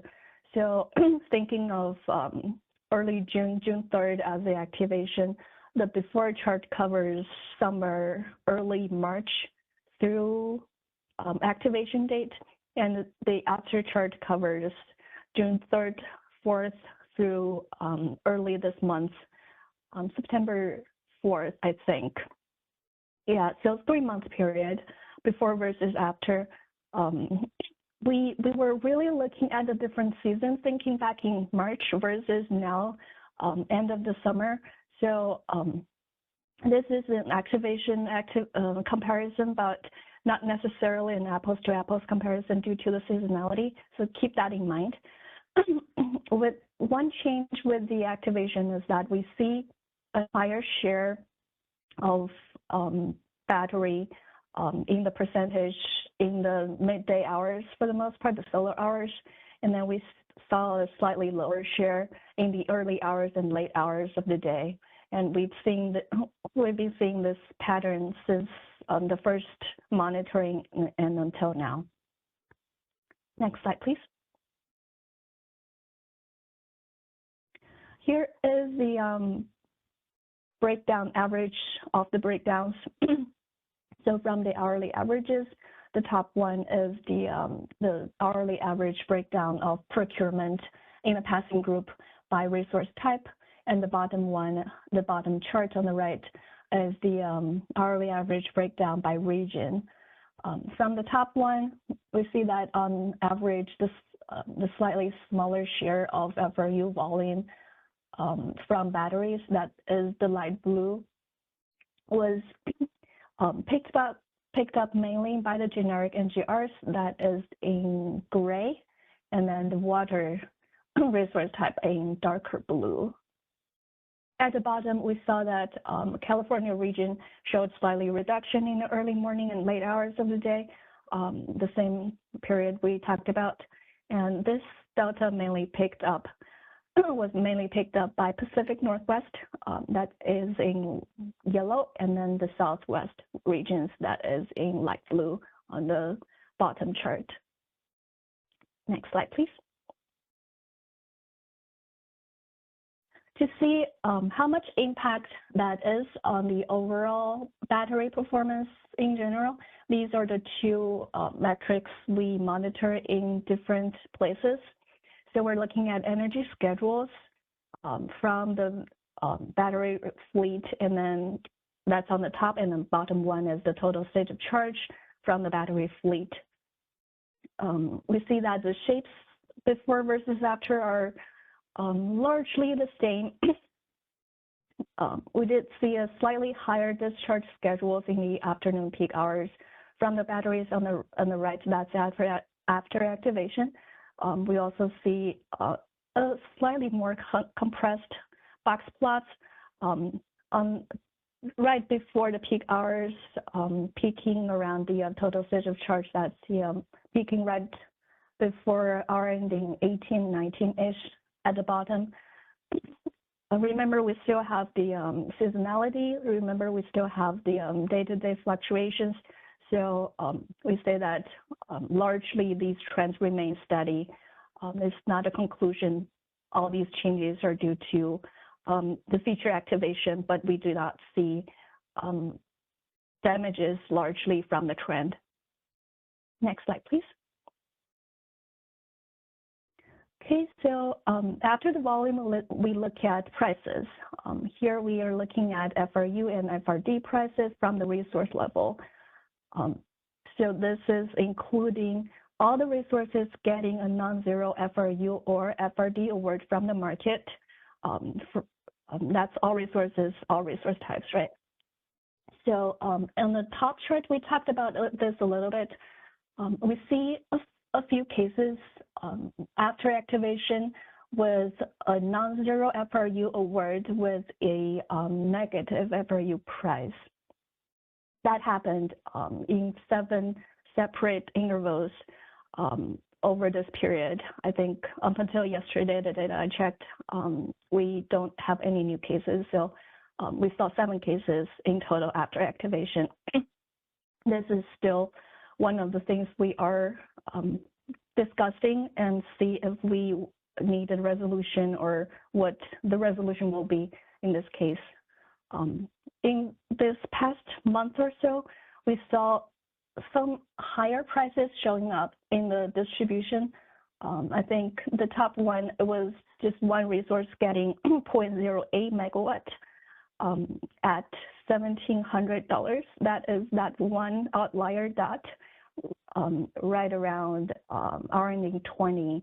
So it was a small award with a really high price related to transmission constraints being binding in deployment scenarios. Yeah. So yeah, thank you, Brenda. She pointed that trend. So that was the outlier. For the most part, we saw zero prices up to, we say up to 75% higher just because the box plot, majority of the box plot covers the 75% higher. But really, we're probably looking at something around 90–95% of the price points are zeros. And then all the individual dots we see here on the chart are outliers. So that is the FRU price chart, FRD price chart. All the prices on the non-zero awards have been non-negative, which is a good sign. And they're, for the most part, zeros. And then with these non-zero outliers showing up as well. Next slide, please. Okay, so that was FRP, and here is regulation prices. Excuse me. Same concept. Here we're looking at resource level, rec up and rec down prices at all the resources where they have all the resources having a non-zero rec up or rec down awards in the market. So the top one is rec up. Resource level prices in RTPD, we see that all the resource level rec up prices remain non-negative and within typical ranges 3 months after activation. At the bottom, we see that is true for the most part for rec down as well. There was one case, we communicated that last time as well. There was one case, one interval in July, where the rec down price went to negative for one of the CAISO subregions due to a manual error in the requirement setting. And the impacted price were corrected on the resource level. So we communicated that already, and there was no new case showing up until now. So that is a good sign as well. Next slide, please. Finally, I wanted to touch a little bit on this negative FRU price case. we talked about the causes a little bit last time. Here is a numerical example. I changed the numbers a little bit so that you can't match exactly to production numbers on this page. Let's say it's a 6-interval RTPD. So the first column has intervals minute 30 on the first hour to the 6th interval is minute 45 at the second hour. And this one resource had reg up, they had schedule, reg down, they had schedule, that's the second and third column. Reg up and reg down, they had schedule, self-schedules have really high penalty prices, so we really need to respect that in the market. And then at the very right, we're looking at SOC energy and SOC AT. Those are the two variables we looked at on the first page of this section. With a close to SOC max limit, initial SOC going into the market, and we need to respect the regulation up and down the words for this resource, right? So the assumption is that SOC AT was hitting upper limit of 500 megawatt hour in the second hour. And because of that, we need to make space so that regulation awards can be respected. And now, since we're adding FRU term into the SOC AT equation, we now have a choice. Before this, we were to position energy to meet this, to create this gap. And now, because FRU was added, FRU could be used to position the SOC AT equation because that is the one that is binding, right? And we can see that FRU came up with a positive schedule with a negative price in the third and the fourth column. That's minus $13. Thank you, Brenda. Those are the two intervals, and the third interval, the first minus 13 was binding. And this price was driven from energy opportunity cost because down here I have some more information on resource bidding. This resource coming into the hour was close to SOC max, and the bid was still in the money to charge because bid was lower because the energy price was fairly low comparing to the bid. The resource bid was still in the money to charge. That creates a room, the opportunity for FRU to kick in.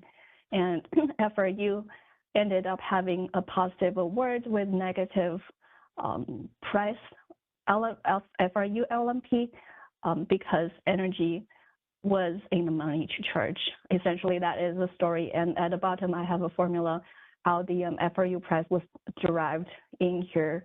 It's the LMP at the energy minus the resource bid to charge divided by charge rate coefficient because FRU was really positioned so that energy could charge more in the same intervals. And we can see how the negative price was derived here. This is a typical case we see for the rest of the cases. Some have a little more complications involved, but for the most part, all these resources coming into the hour with a close to SOC max. Initial state of charge close to the max, and there is still day ahead or real time self-schedule for the regulation up and downs, and energy is in the money to charge. Now we create this opportunity cost for FRU to kick in with a negative price, even though we're losing money in FRU for the same time interval, we're earning money on the energy side. So for this resource, overall, it's not a loss.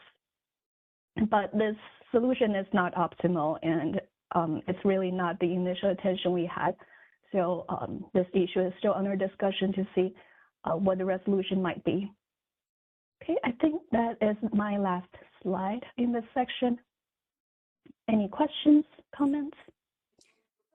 Yes, we do have Alva. Let's go ahead and unmute him for his question. Sure.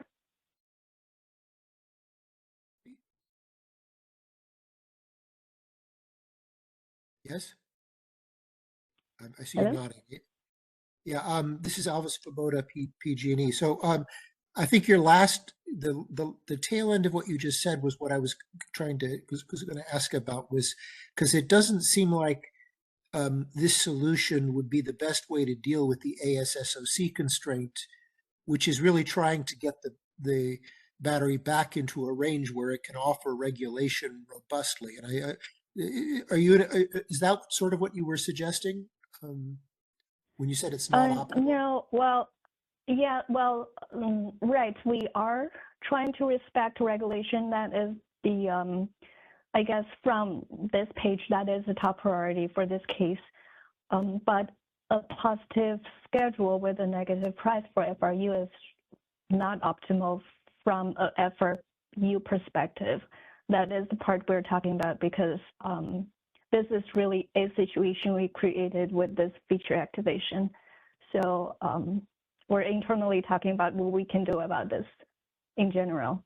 Okay, so just generally the fact that there's a negative price is, I mean, I'm just wondering whether you think you think this solution, which would allow you to charge up to 482.382 and then just stay there, is because that's the ASSOC constraint, is presumably is the best solution that you would get out of the market in this particular case.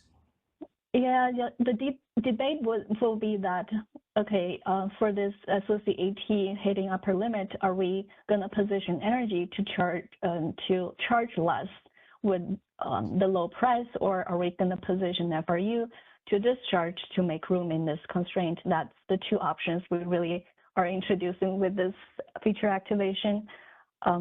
Without the feature, we would be charging less on the energy side.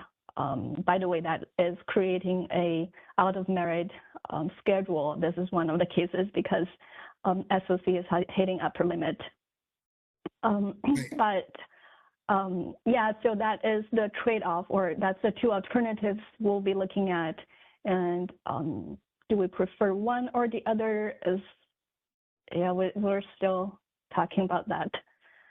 Okay, great. This is really, I mean, I'm not sure if I understand everything here. I'm also curious about whether the real-time dispatch, which should also be trying to enforce the ASSOC constraints, whether it was consistent with what was happening here in the RTPD. So thank you for presenting this example. I have to think about it a bit. It was very interesting. Yeah, thank you. Let us know if you have any questions regarding those numbers. Next, we have Don. Let's go ahead. I have a question on, Don Trethewey from CISA. I have a question on slide 38. But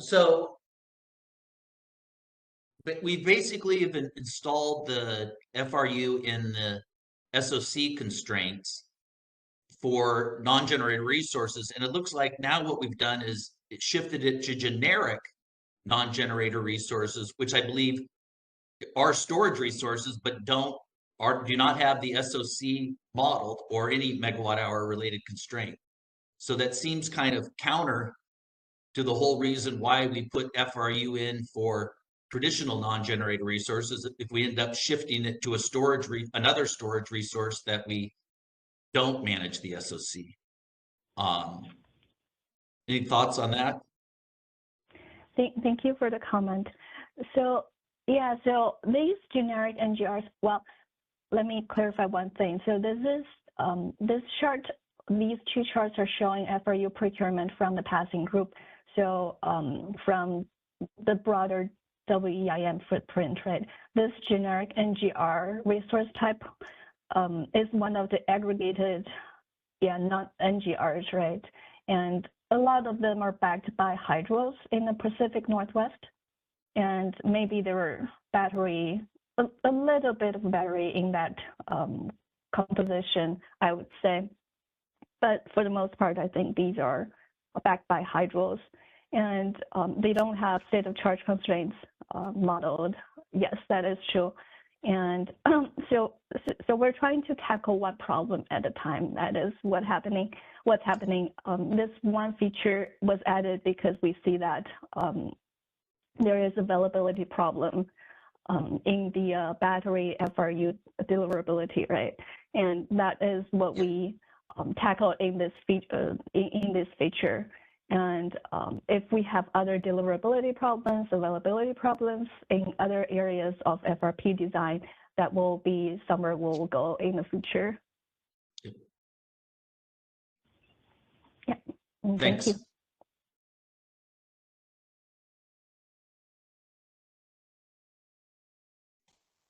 Do we have any other questions, comments?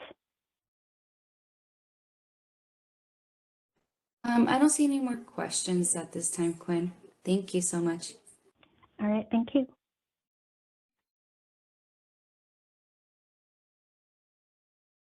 Excellent. Well, thank you, Quinn, for that update and for joining our call today. Very useful to have this kind of monitoring in this venue as well. I really appreciate it. So I don't see any other hands, any other comments on this piece. So let's jump into an update. We want to make sure that the stakeholder community here is aware of, so that we can get your perspective on the relevant venues. I'll provide this update, then we'll have an opportunity for a discussion on it, all the other topics in this morning. And we're a bit ahead of schedule, so maybe we'll have a bit of a longer lunch break so as to respect the time from noon to 1 in case people have any other calls or commitments. But let's get going, and I'll see if there's any questions or comments as we go. So previously, we had, in this initiative, we had requests from stakeholders to present on the current and future constraints related to state of charge, so as to guide some of our conversations. I wanted to, make sure that folks here are aware of some modifications, some updates that were included on the DAME BRS, the Business Requirement Specification, earlier this month, earlier in September, because they relate to some of the constraints we've talked about before. There's an opportunity for comment, and once we have those comments in and all that, that'll feed into some discussions in this venue and others. So earlier this month, the DAME BRS was modified to clarify the use of the envelope constraints, that formulation within the day-ahead processes of the integrated forward market and the residual unit commitment process. The BRS was updated to show what are the envelope constraints that will make the commodity attenuation factors of the new products, imbalance reserves, and reliability capacity in both directions hourly. And we've also added a note to distinguish that all of these commodity attenuation factors will be configurable. So with these modifications of the VRS, the day-ahead stored energy management constraint for the integrated forward market and the residual unit commitment process will employ the equations specified here. This is also included in the VRS, obviously. So as you can see, this retains the state of charge constraint that we're familiar with, but basically replaces the attenuated state of charge constraint in IFM and ROC for the envelope equations described herein that basically include energy regulation and spin, non-spin, and in the case of IFM, the imbalance reserve up and down for the upper and lower envelopes respectively. And in the case of RUC. It also includes reliability capacity up and down for the upper and lower envelope equations, respectively. So this represents, a clarification and addition to what will be the constraints within the day-ahead processes as part of DAME. Comments on this BRS update are due next Monday, October 9th. As specified in the BRS, the initial attenuation factors have already been defined in prior versions of the BRS and are included in that documentation. Any modifications or updates to those initial factors will be discussed as part of the DAME configurable parameters working group, which has been meeting in that under the umbrella of that initiative of DAME. So, so far the distinction, the definition we've made would be that for the new products, the initial factors would be 0.85. For feedback, comments, concerns, ideas around those discussions will be under the DAME configurable parameters working group.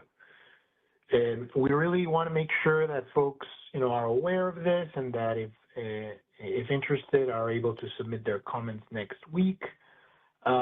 Once we get those comments, we'll be able also to reflect that in the constraints and documentation that stakeholders have asked us to work on. I want to note very clearly too that this DAME BRS modifications do not affect the real-time stored energy management equations. In real time, we'll continue to use this dual SOC and attenuated SOC constraint that we're all familiar with, and that has been recently updated as Quinn presented. So as we noted in our prior discussions with the inclusion of FRU in the state of charge constraints, we favor, thinking about the expansion of the envelope equations to real time eventually.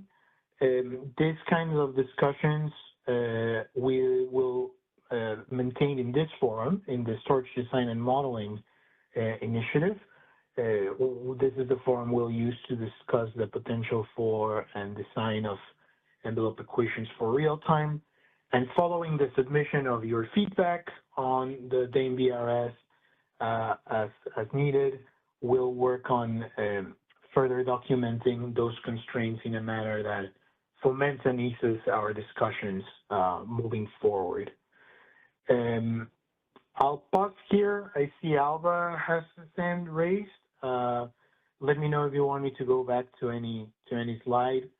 But just overall to summarize, we made a small update clarification to the BRS. We want folks to be plugged in and to comment if they have any concerns or thoughts, and we'll incorporate that in our discussions both in the DAME configurable parameters working group and within this initiative as we move forward. Alba, go ahead.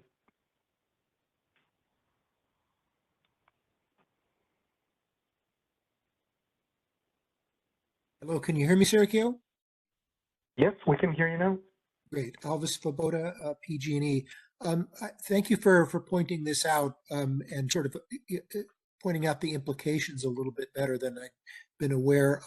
So the parameters working group, I mean, basically the way it's been presented there is they're going to test the starting points on the parameters, and they're going to report out on how well they work.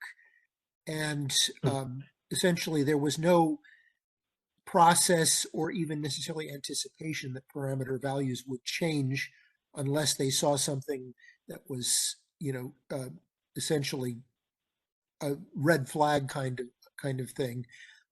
Whereas this idea of hourly parameters seems to at least require a process for changing the values that's more systematic, so more at least like what you've got for the regulation attenuation factors. Is there anything in the PRR about that process? Because I don't think the that working group is the right, obviously it's not the right forum for doing that after Dame Go Live. So I was just wondering if that's covered in any way in the PRR.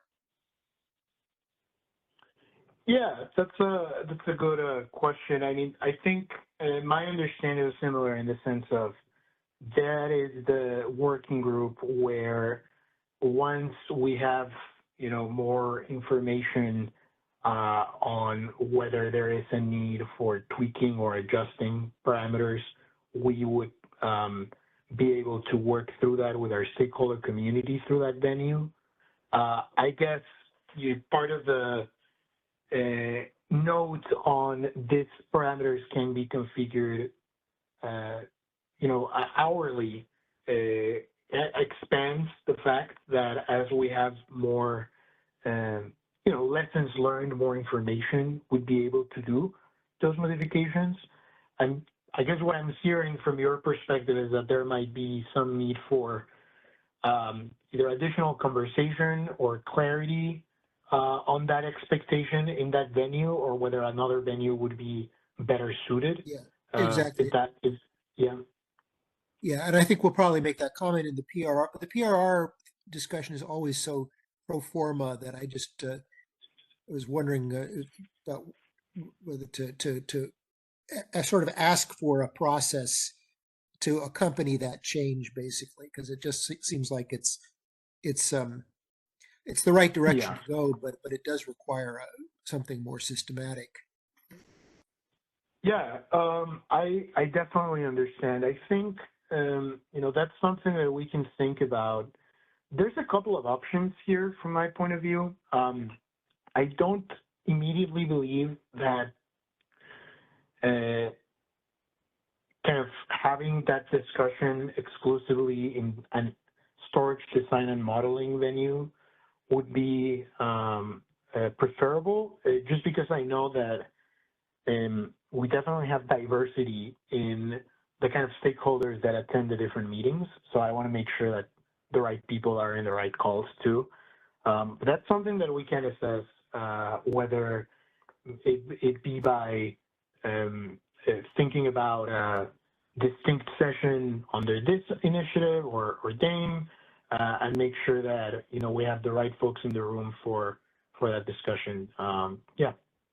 I think your point is a good one. I mean, basically, everything that impacts storage impacts everything else. So I would think even people who weren't involved in storage should be listening to these kinds of calls. But I think maybe it should just be a commitment to define a process around that rather than just leaving it to I don't think it's really necessarily the parameters working group is not really where that can should be kicked. It should be more of a real business process.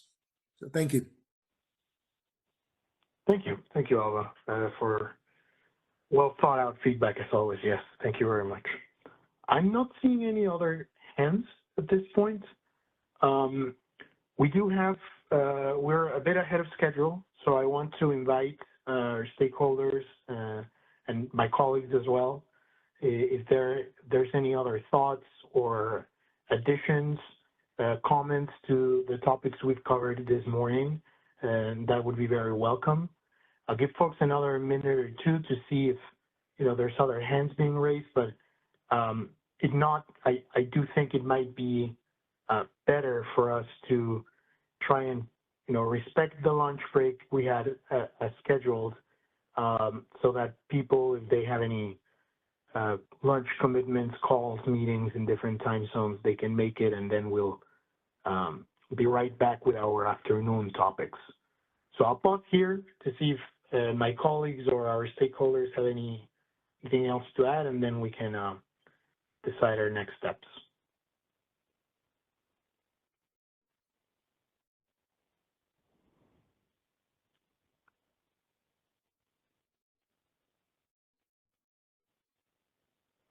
Okay, I'm not seeing any at this point. So Brenda, I think the best path forward now would be, let's go into what would be the lunch break, plan to resume at 1 with Dinesh's topic. And that way we can make sure we'll have the time for the afternoon topics and our stakeholder presentations. Sounds good. Sounds good, Sergio. Thank you so much. And I do feel free to stay on the active WebEx at this time, and then we'll resume at 1 p.m. Also, the panelists will still be available on here as well. Thank you. Thank you very much.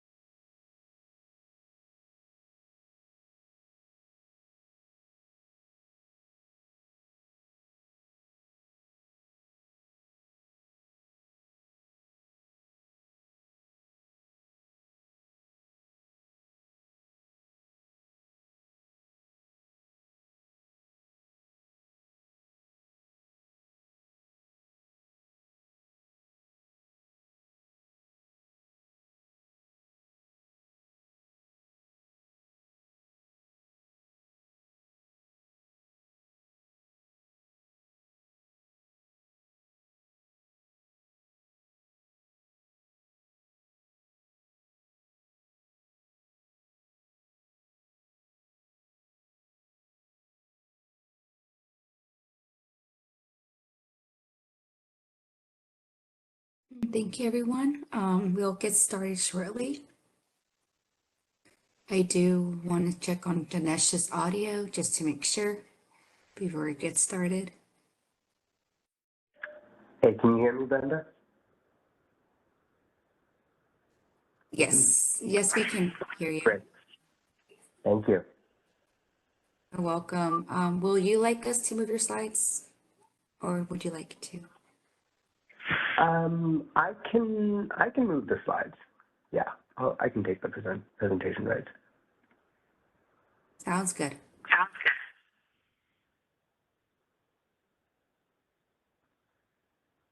Okay.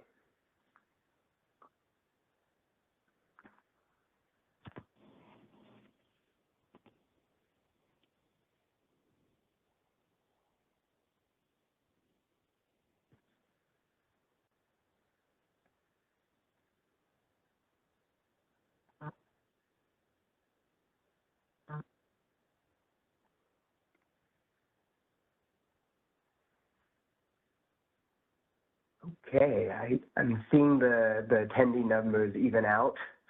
So I think we're ready to get started. Okay, so next topic, outage reporting for distribution level charging constraints. Can you see that these slides are moving here? Yes. Okay, great. Awesome. So just a little bit of background. So the distribution level market participating resources interconnect through a distribution grid rather than directly to the ISO's bulk transmission system. This is what we mean when we're talking about those distribution level resources. And the particular focus of this topic is distribution level storage resources that are market participating. Most of these resources interconnect through the rules outlined in the Wholesale Distribution Access Tariff, the WDAT or WDT, established by the respective distribution provider. And as outlined in the WDATs, the DSO may curtail resources to avoid loss of load, damage to electric facilities, or impact to human safety. And like all other market participating resources, distribution level resources must also follow the ISO's tariff and market participation rules. So when interconnecting, these assets can choose different levels of charging distribution service. They can choose firm charging, they can choose as available charging, a combination of the two, or no charging service at all. Oftentimes, we're seeing that distribution level storage is choosing as available charging, and they may choose that due to associated interconnection timeline or costs that they may face. As available charging capacity is subject to the available capacity on the distribution system and may be adjusted after interconnection for factors like changes in load, resources, firm charging, or modifications to the distribution system, or really any operating condition and or limitation that is outlined in the service agreement. Accordingly, these resources may face charging constraints set by that DSO, like limitation in charging to particular hours or amounts. And then due to these charging constraints, assets may be unavailable to charge in certain hours or discharge per the ISO dispatch. And, you know, taking this from the ISO's perspective, right, we believe that resources may elect for firm charging and interconnection without routine charging constraints. And as noted, you know, electing for that firm charging may be associated with different interconnection timelines and interconnection costs in comparison to electing for as available charging. And these are set out by the distribution provider upon interconnection and upon continual discussions and relationship.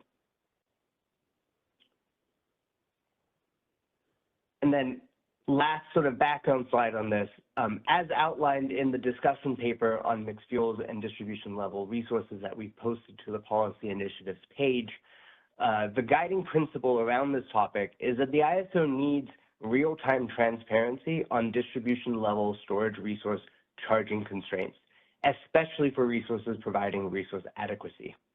This transparency will help it will give the operators awareness into potential real-time operational limitations that may impede resources' ability to follow dispatch. Currently, we use to capture these charging constraints, resources submit outage requests via the OMS system, the outage management system, which go through an ISO approval process. These requests must include a nature of work outage category, like all other requests that are going through the system in terms of OMS cards. So monitoring has revealed resources reflecting charging limitations through the RAIN-exempt transmission-induced outage, or TIGO outage nature of work. The purpose of this outage card, as defined in the BPM section, Business Practice Manual section 3.4, is that these nature of work should be used if transmission equipment outage curtails a generator output or distribution equipment outage in the case of distribution connected generators. As mentioned, the charging constraints faced by distribution level market participating storage resources are routine and associated with the choice made by the asset on charging distribution service. And this is per agreements with the distribution provider. From the ISO's perspective, these constraints are not associated to an outage or a transmission or distribution equipment. Therefore, the potential existence, breadth, and variability of charging constraints was agreed upon by resources choosing as available charging distribution service, with knowledge that the full nature of those limitations may change over time. And hence, resources should not use the transmission-induced nature of work to reflect those routine charging commitments. As outlined in that BPM, the transmission-induced nature of work should be reserved to situations when transmission or distribution equipment outage curtails generator output. And we do acknowledge that, while the exact charging constraints may have been unknown during that interconnection, right? The potential of these existence of these constraints was agreed upon ahead of time.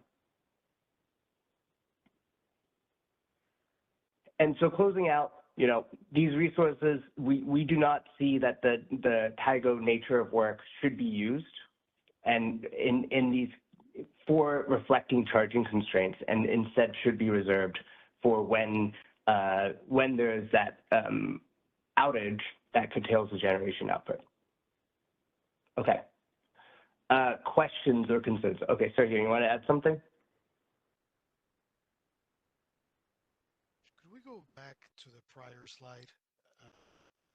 Just wanted to very quickly add that, we want to make it quite clear in this with this materials that for the reflection of those routine charging constraints that are associated with the level of charging service that assets have, that the use of the transmission-induced generator outage nature of work is inappropriate, but I do want to note that there may be circumstances where an actual outage of the distribution system or equipment does create additional constraints or additional limitations that curtail the distribution connected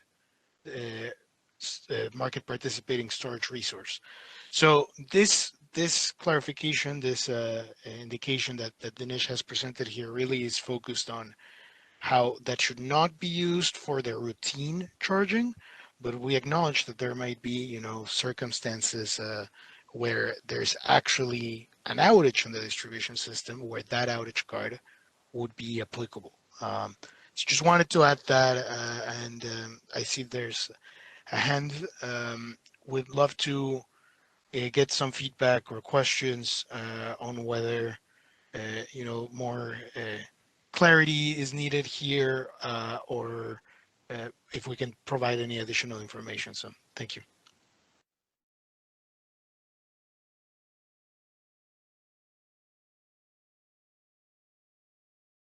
Let's go ahead and unmute Michael. Thank you. Hear me? Hi, it's Mike Kramer from Boston Energy. I just have two questions. First, on slide, the next slide, I think it was 58. So is CAISO asking schedule coordinators that are using transmission use outages to stop ASAP, or is this in part of a larger proposal? Is my first question. So this is based off of existing language that is in the BPM, and is not part of a proposal per se. This is a clarification from our perspective of existing rules. Okay. And then what outage or nature of work code should scheduling coordinators with these types of resources then use? Does CAISO have any opinion as to which of nature of work code they would prefer to see this type of limitation show up? Yeah, great question, Michael.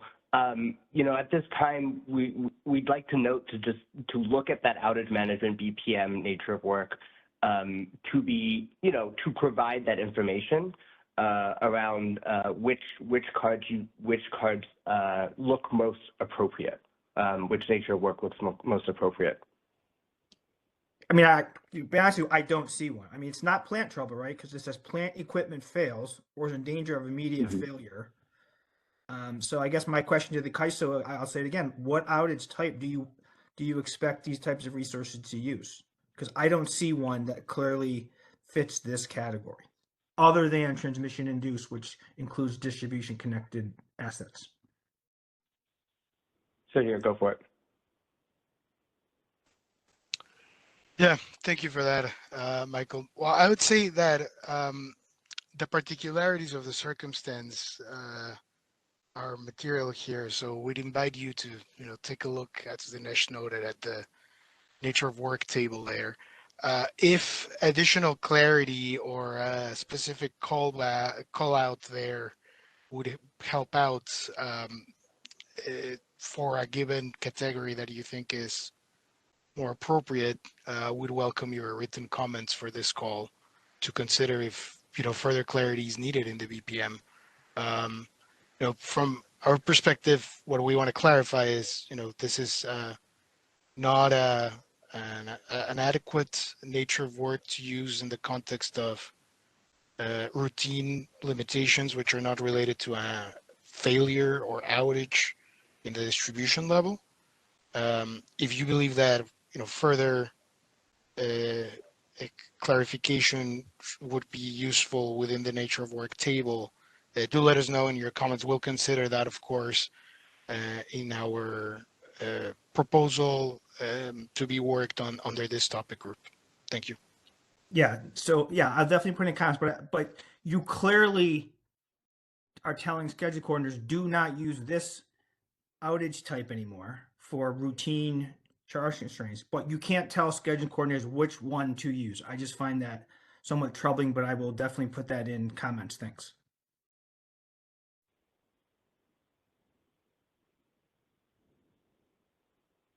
Next, we do have Don.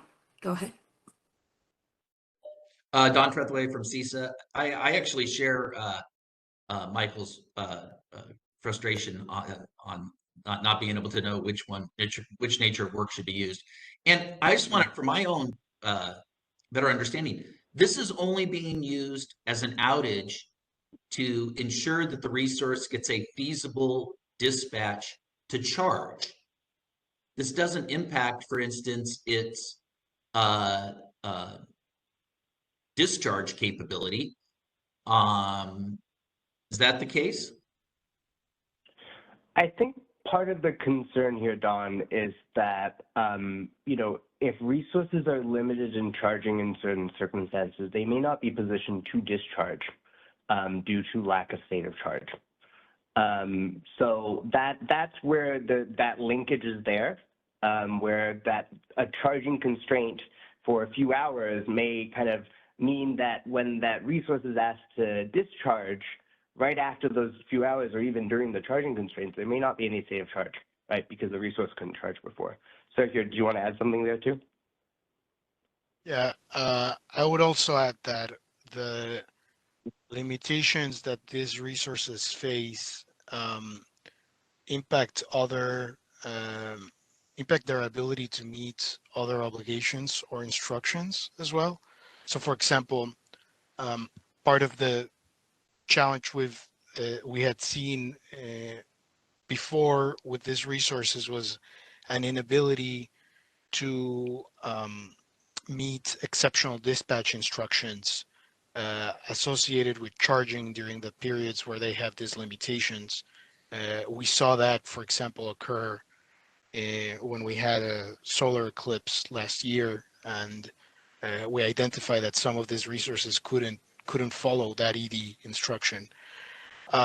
Another important kind of outcome that relates to these constraints is the limitation to be able to meet their obligations associated with RA, particularly with Flex RA.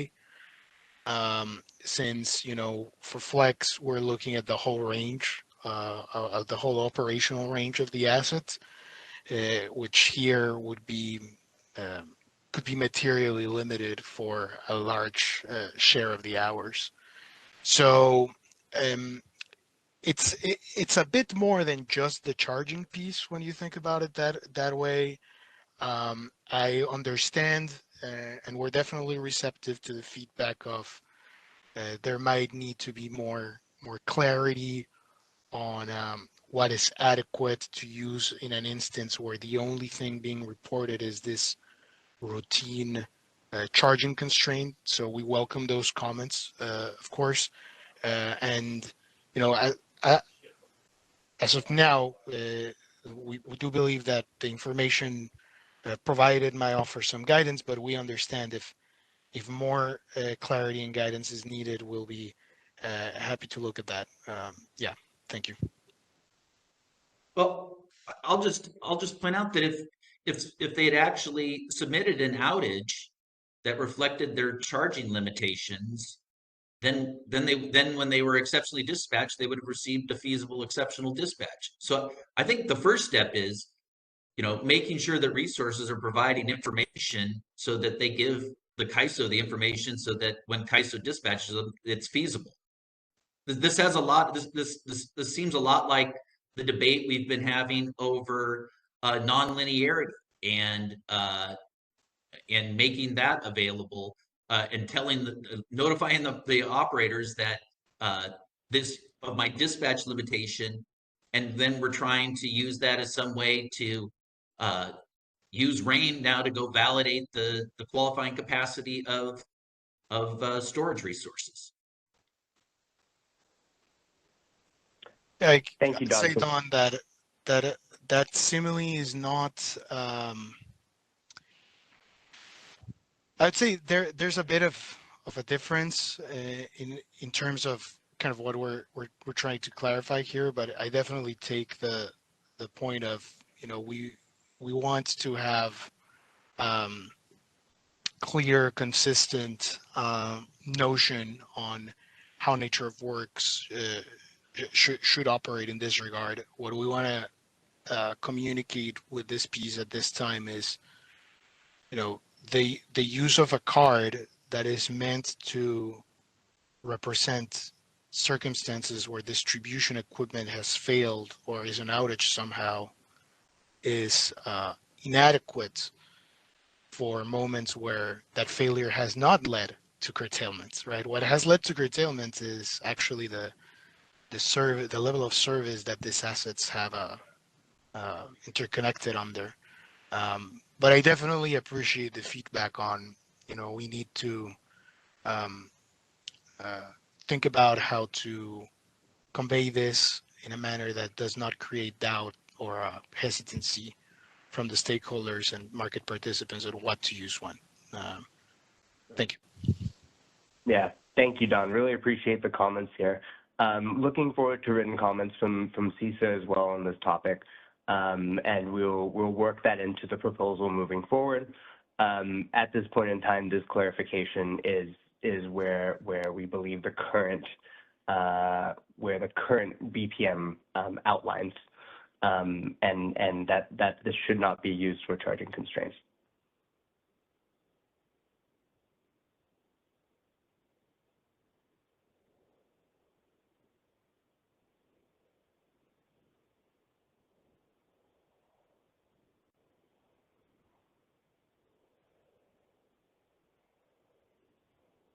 Okay, Stacy, is there anyone on the phone line at this time?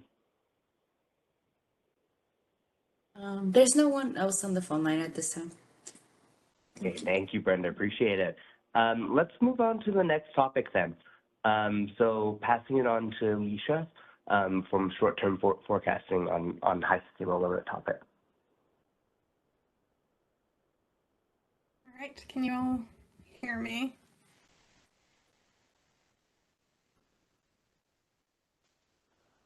Yes, we can hear you. Yes, and also let's make sure, Alicia, would you like to move your slides? We'll make you presenter. Sure, I think that sounds good. All right, go ahead. Okay, I'm just checking. That is me moving slides. Yes. Okay, great. Thank you so much. All right, hi everyone. Alicia Matsunobu. I am a power systems forecaster on the short-term forecasting team, as Dinesh said, and I will be covering this HSL topic update. Okay, so we're going to have a few slides of background first on HSL, just to set the context. HSL, or the High Sustainable Limit, became a requirement for hybrid VER components and co-located VERs and VERs providing ancillary services in December of 2020 as part of the Hybrid Resources Initiative. HSL is meant to be the instantaneous generating capacity of a variable energy resource and is provided to the ISO through telemetry. HSL should not be impacted by battery charging or discharging, by supplemental dispatch, operating instructions, or ancillary services. So again, it is the instantaneous generating capacity. It's a weather-based actual and should be the best actual available for forecasting the VER component. Okay, I guess I did just cover this point. So HSL provides the best weather-based telemetry for forecast training and operational forecasting. Forecast accuracy, good forecast accuracy reduces net demand uncertainty and reduces requirements in FRP regulation. So it's not just important for accurate VER forecasts, it also impacts these other products downstream. HSL is desired for persistence-based forecasting for standalone and co-located resources because it's not available forecasting. The hybrid VER components by themselves are not available. Persistence forecasting heavily weights telemetry in forecasting the next interval. It reduces the time lag between telemetry and forecast inclusion, enabling more accurate short-term VER forecasts in RTD. So yeah, for hybrid resources, HSL helps determine whether conditions for market power exist.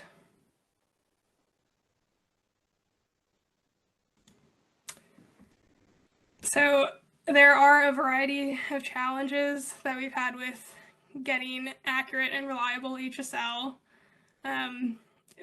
Probably most primarily, the ISO has concern that HSL contributes to forecast error in operational forecasting, and I'll go through a couple examples of how that may arise. But due to these challenges, the ISO cannot use HSL-based as opposed to telemetry-based persistence forecasting. So when telemetry is being impacted by supplemental dispatch or market instruction, resources have to turn off persistence forecasting, and then they default to the vendor-based forecasts. And ISO cannot use HSL data to monitor hybrid resources for market power manipulation. So a couple of different concerns from HSL quality issues, but the primary concern being that HSL using HSL in operational forecasting can contribute error rather than improving the forecast. So the ISO seeks ways to ensure high quality HSL data reporting, potentially through direct BPM guidance. So potential here for added guidance through the BPMs on how to report HSL.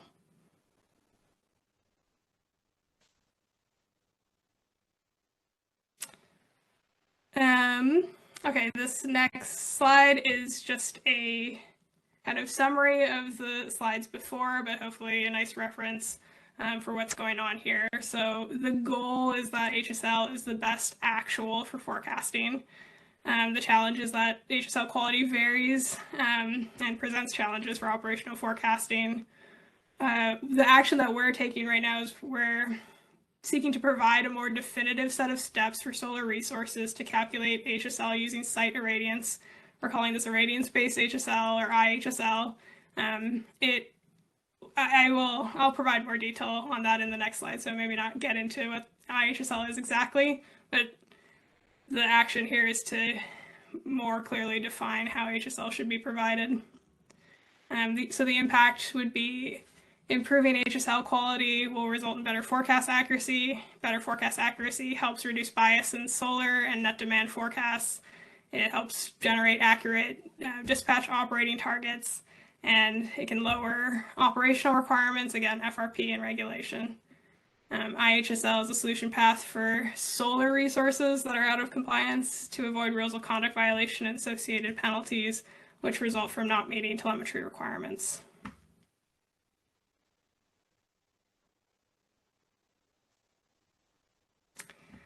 Okay, so a couple more, this is still background a little bit, but a couple more important items to note for what the HSL currently is. HSL is the instantaneous weather-based actual of a VER, which is a solar or wind resource. Currently, the main guidelines are that HSL be greater than or equal to telemetry at all times. So HSL can never be less than telemetry. And that HSL should not look like telemetry when a resource is under follow DOT or has a dispatch operating target. Because at that point, your telemetry should be representative of the DOT and not of your weather-based actual. So at that point, HSL and telemetry should deviate.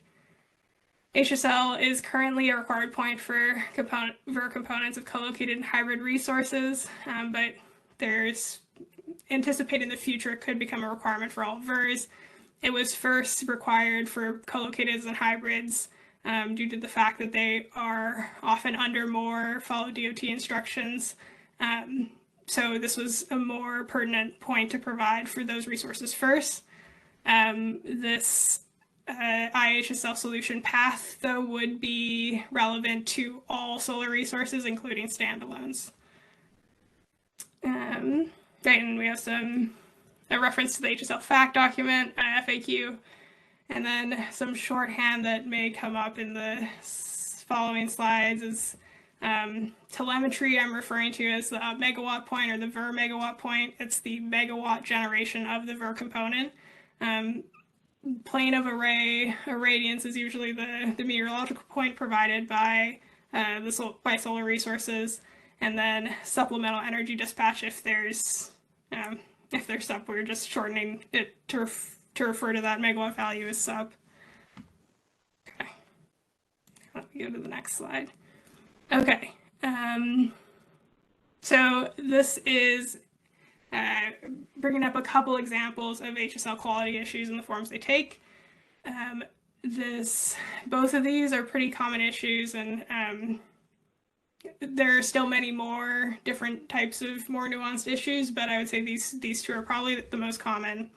The first one, resource 1 here, is an example where HSL is pretty consistently different from telemetry. So it technically meets all of our requirements. HSL is greater than or equal to telemetry, but it could still impact forecast accuracy over time. In this left panel, upper plot, the HSL has a reasonable solar shape. It's pretty close to telemetry, but it's clearly deviating. And in the ramps, actually, especially is where the deviation's the largest when generation is changing the fastest, and there's a little deviation that can cause large megawatt error depending on the size of the plant. We did anonymize most of this data, but included the megawatts here for the forecast for the deviation error here between HSL and telemetry. And in the ramps, you can see that HSL could be often 20 to 30 megawatts higher than telemetry. And then in the ramp down, it's getting up to 50 megawatts different. And if the forecast is following that HSL point as opposed to telemetry, that's leading to over bias in the forecast. So while Resource 1, again, does technically meet the stated requirements of HSL, it is not providing the best actual for forecasting. And then moving to the example number 2, this Resource 2 on the right side. This is a resource that is sending us HSL, but the HSL clearly looks impacted by supplemental dispatch. I think this is showing HSL at a 5-minute granularity, but these are telemetry points, so they should be updated at the sub-minute frequency. I think at the 12-second frequency. So HSL in the tag is actually just jumping up and down very quickly in these periods of SUP. So that's why you see more movement, especially to the right. So when this resource is going under SUP, HSL should be providing probably a more stable type of telemetry, given that the irradiance shown in the bottom plot is pretty smooth, but instead it is kind of almost looking like telemetry, and again, not providing a good signal for forecasting through these periods of SUP. So both of these examples show the challenges with HSL and having a reliable point to use for forecasting. In both of these cases, this could lead to forecast error given the quality of the HSL point.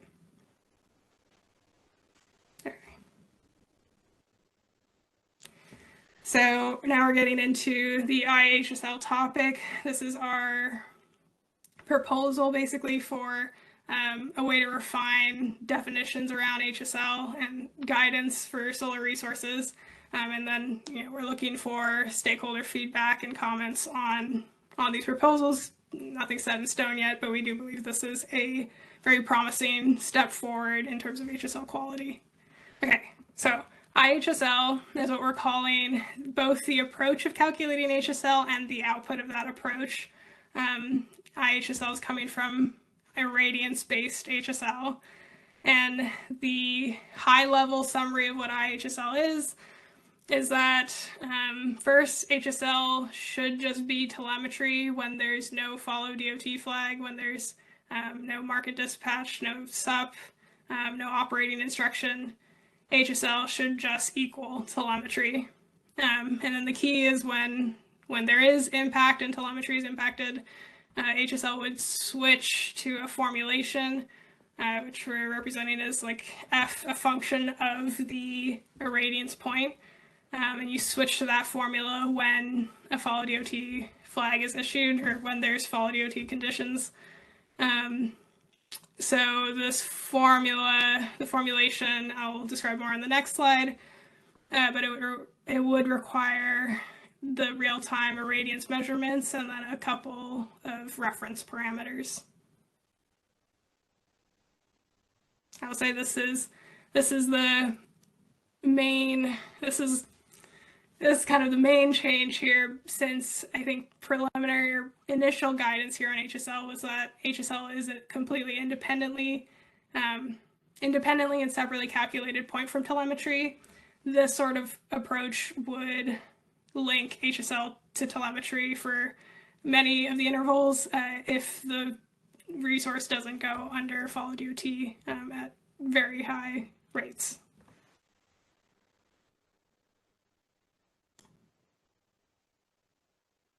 Okay, so a little bit more detail on the formulation of IHSL. Essentially, so I'll do the bottom left text first. You would form a relationship of telemetry to irradiance using intervals not impacted by follow DOT instructions, telemetry quality errors, or outages. We have an example plot for a resource up top for 1 month of what a telemetry versus irradiance plot looks like. And there's sort of this hockey stick shape where you have a slope and then a saturation point. Of course, there's many other points outside of that shape, but this should pick out basically the minimum generation that you would expect at a certain irradiance level. And you eventually reach a saturation point if the site has basically maxes out its capacity at some point. You would reach a saturation point where more irradiance doesn't result in more generation. So the idea is that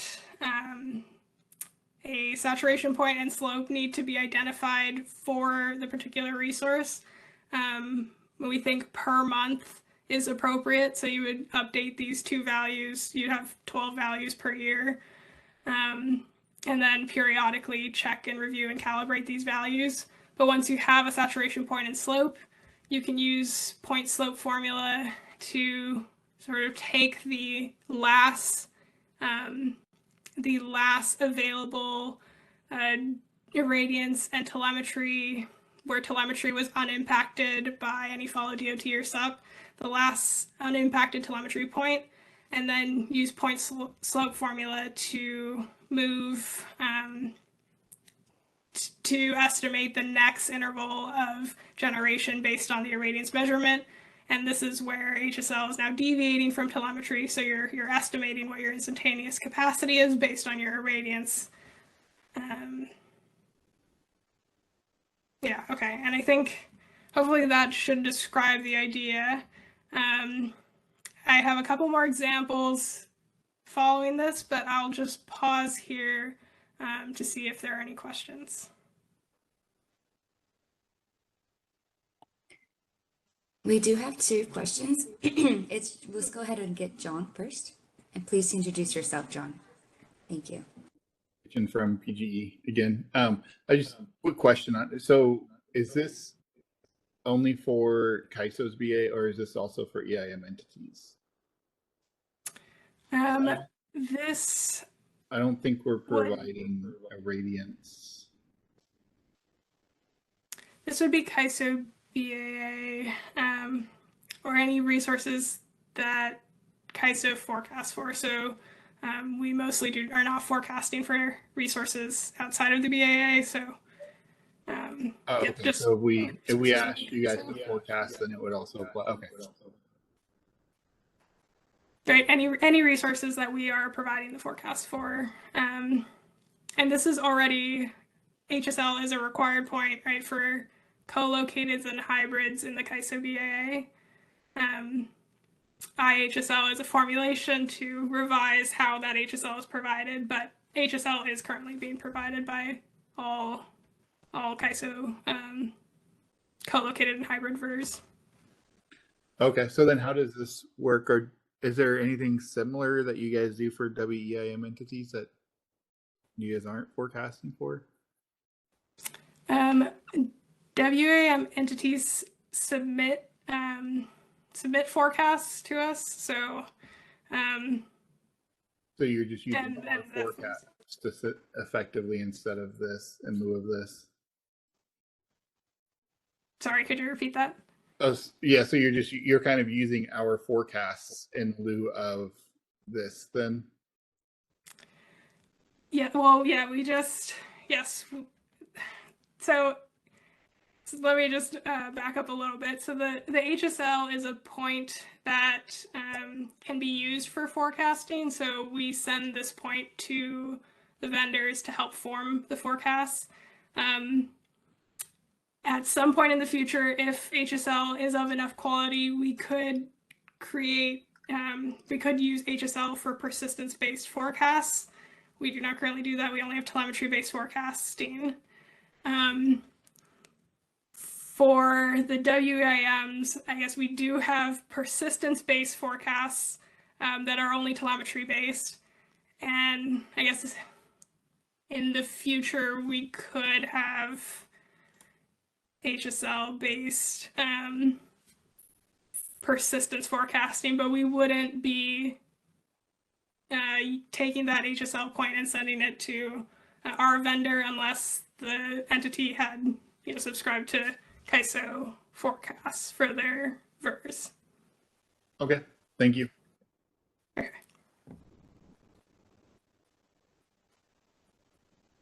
Next, we do have Alva. Go ahead, Alva. Let's unmute Alva, please. Thank you. Alicia, can you hear me? Yes, I can hear you. Great, thank you. This is Alva Svoboda from PG&E. A couple of questions. I had actually had the understanding that all solar resources in the CAISO area, whether they were of whatever sort, isolated or co-located, had to provide what's called metadata. And I thought the metadata was this irradiance data. Can you tell me what the difference is? Because it sounds like you're saying there's a new data requirement here. Yeah, so yes, all there is a metadata requirement on all VER resources. HSL is a specific point that is only required of co-locateds and hybrids currently, of co-located and hybrid VERs. So all CAISO resources, all CAISO VER resources do provide metadata, but HSL is currently a data requirement just of the specific subset, where in the future it could become it would be expanded in the future for all VER resources, but it currently is only required for co-locateds and hybrids. Yeah, I saw that implication, but I'm trying to understand is the metadata that is required of other, let's just say of other solar, is that the irradiance data? Yes, and all VERs do currently provide that metadata. So Okay. yes, we get irradiance data for all resources, but only a subset are providing this generation, the irradiance-based generation point. Right. So, but I'm just trying, in terms of the burden here, there really isn't any burden on any CAISO solar resource. They're already providing the irradiance data that you would use in this formulation. Is that correct? I see. Yeah. So the burden of providing HSL is on the resource. Right. And that's currently the case.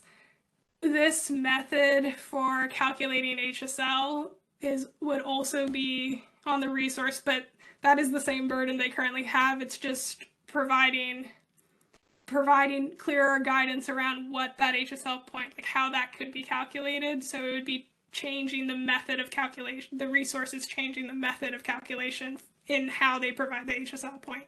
Right. So there's basically they're providing the irradiance data. They're already doing that, and then you would have them provide a monthly, essentially, calibration that you would use to calculate the model of generation.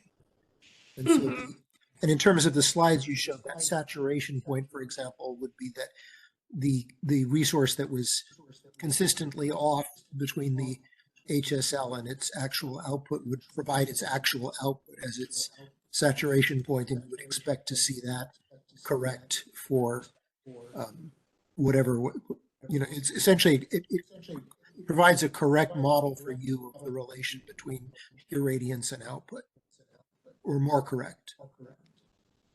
Right. And let me clarify, I think, one thing here. So right now HSL is the exact formulation of HSL is left up to the resources. And I think some resources have their own specific configurations or topology that maybe there isn't a one size fits all equation for how to provide HSL. So we never, exactly delineated how HSL should be calculated. And so again, the formulation, the exact formulation is up to the resource, the scheduling coordinator, the stakeholders in that space for how HSL is calculated.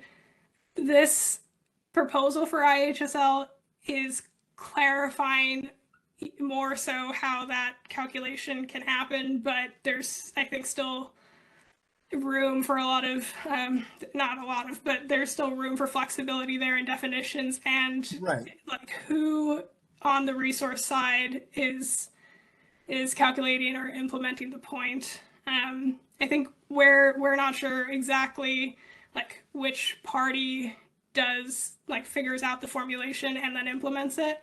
So that's, I think, something that we'd like to hear feedback on.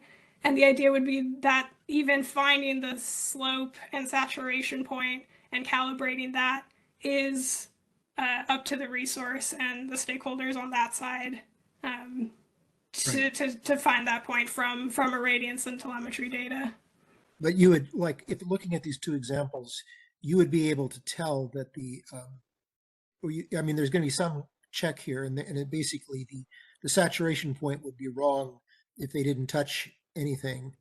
So they need to give you a saturation point that represents what actually their output is, essentially, rather than some model which would imply that they can produce more than that, which is what you're seeing on the first example. And then in the second example, it looks like they just didn't understand what HSL was supposed to be in the first place, and they've got something that's more tied to telemetry than to a model of output versus irradiance. And you would just say, don't even worry about it. We'll just give you, we're going to calculate what we think you would be doing for purposes of forecasting. So that seems like a really good way to resolve this. Just personal comment, but the one other thing I wanted to ask is if a resource, would you continue to produce IHSL even if a resource was on outage, or would you have some limitations in terms of when you would calculate this and put it into your forecast?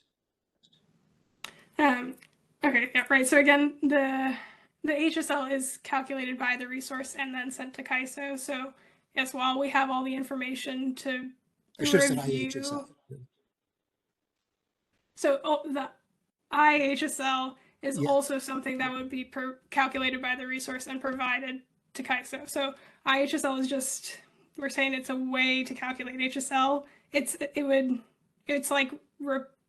not replacing HSL because HSL still exists as a point for wind and for other resources, but IHSL is specifically a way to calculate HSL for solar resources. So IHSL is still a calculation done by the resource sent to us as the HSL point. Oh, okay. I mean, it does sound like, it does seem like when you presented it, that it would be very easy for CAISO to take that job on. It's a very simple calculation. So I think the key of why that isn't, well, part of it is that our market system is the one that does the persistence forecast essentially, and the market system doesn't currently ingest any irradiance data. It only has generation data and then the supplemental dispatch information. So you'd have to insert yourself into the process somehow, into the market process.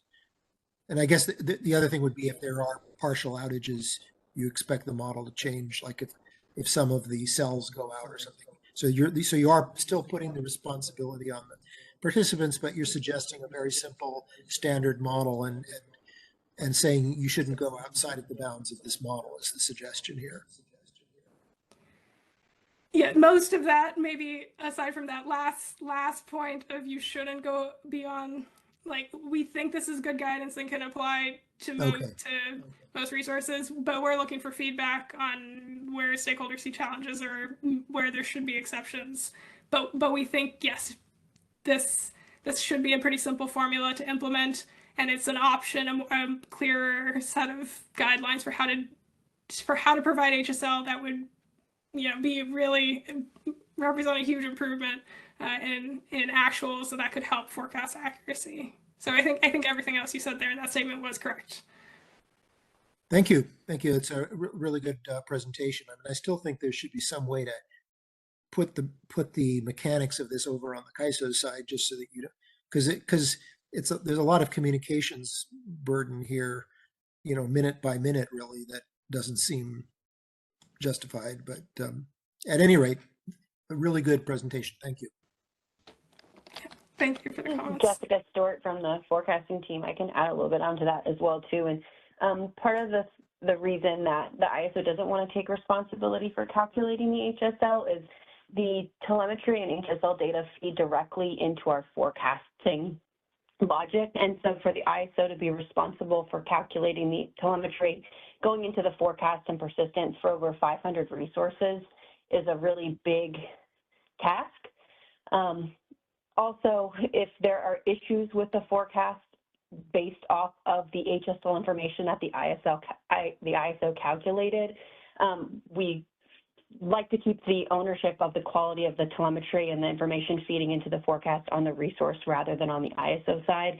So that way, if there are any issues with the forecast based off of the data provided, it's the data that the resource is sending the ISO and not that the data that the ISO is calculating. It just opens up a larger bag of potential errors that could be feeding into the forecast if there was something with how the ISO was calculating the data feeding the forecast, rather than working with the individual resources to improve the quality of the data that the ISO is receiving. So we just, I guess, try not to do any actual manipulation on our side and just kind of receive the data from the resources and have that feed into the forecast.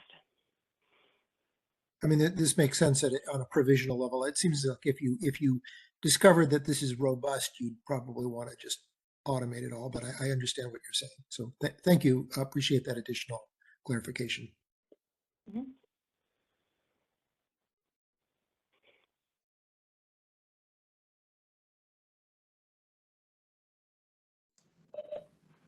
No more questions in queue, Alicia. Go ahead.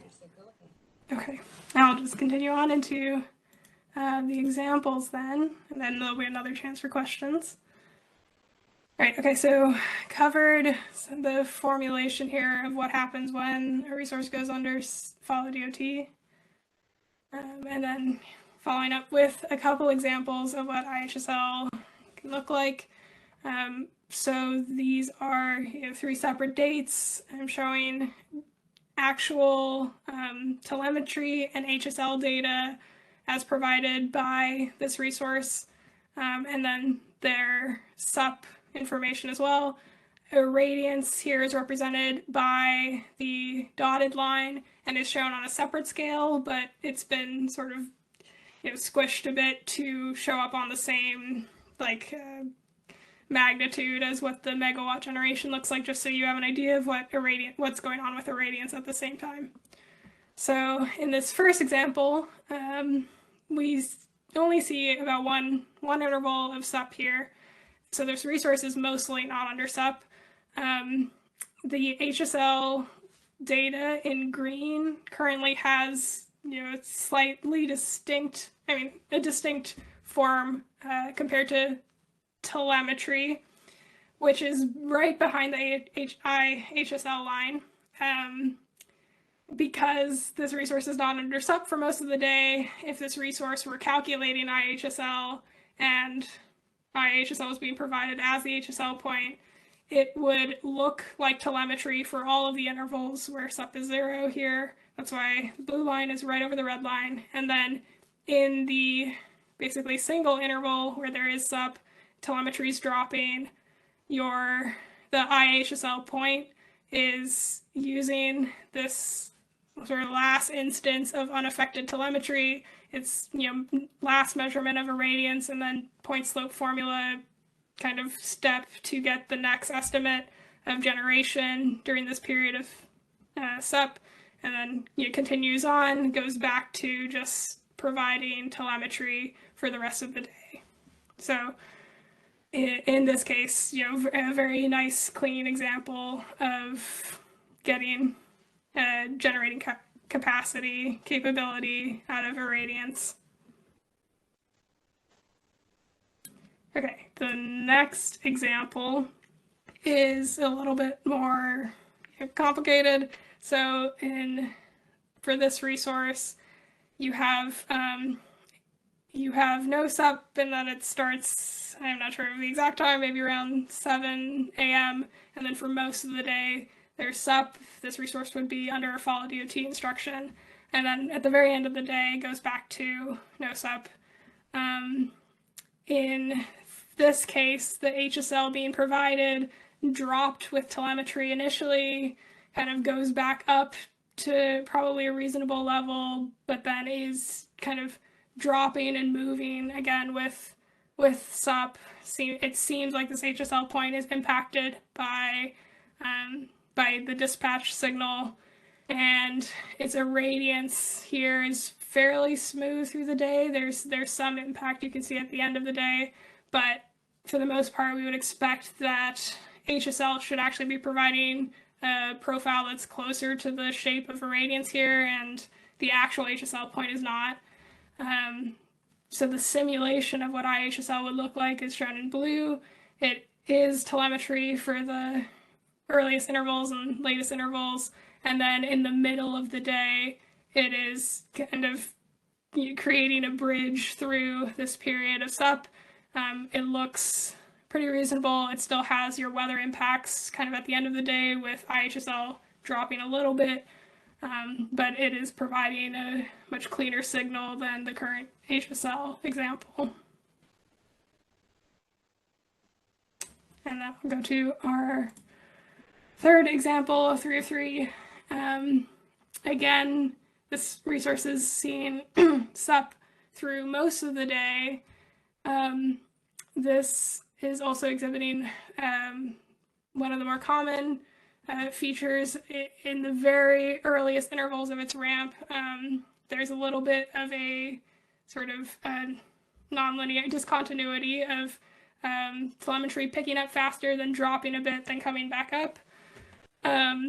In this case, while the HSL point has a smoother line there, if IHSL looks like telemetry, at least it would not be a worse quality than telemetry is. You're at least going to guarantee that HSL is telemetry in those points where telemetry is unaffected. So small impact there probably to accuracy, but overall IHSL is coming back to quality in the ramp, and then finds a reasonable bridge through the period of SUP. You can see that when telemetry comes back at the end of the day, IHSL is sort of lower than where telemetry returns to, and a completely accurate version of irradiance-based generation estimates would probably bridge that gap a little smoother.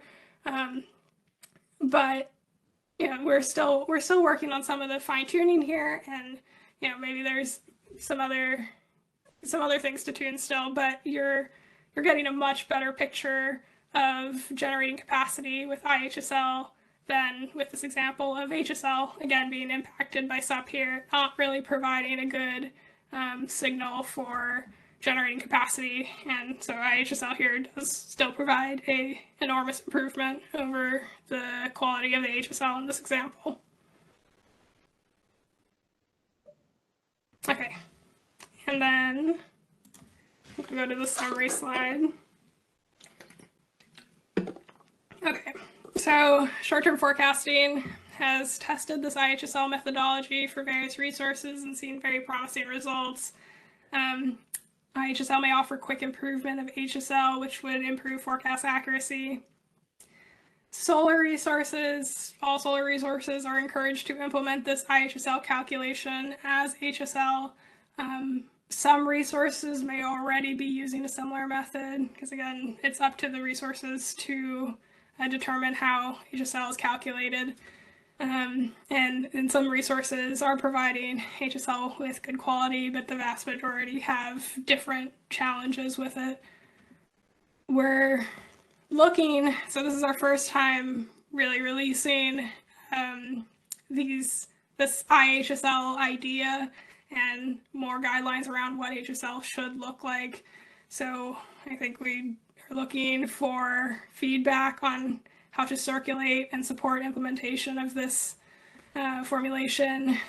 We'll have these questions in the comment template.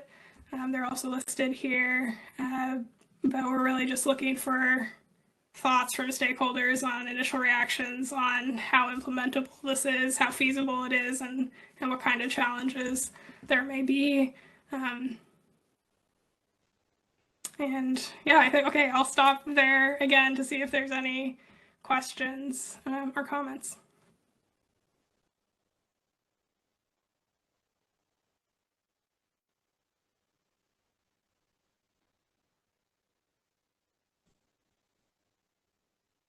I don't see any questions in the queue, but if anyone has a question, click on the raise hand icon. Look in the middle of your screen.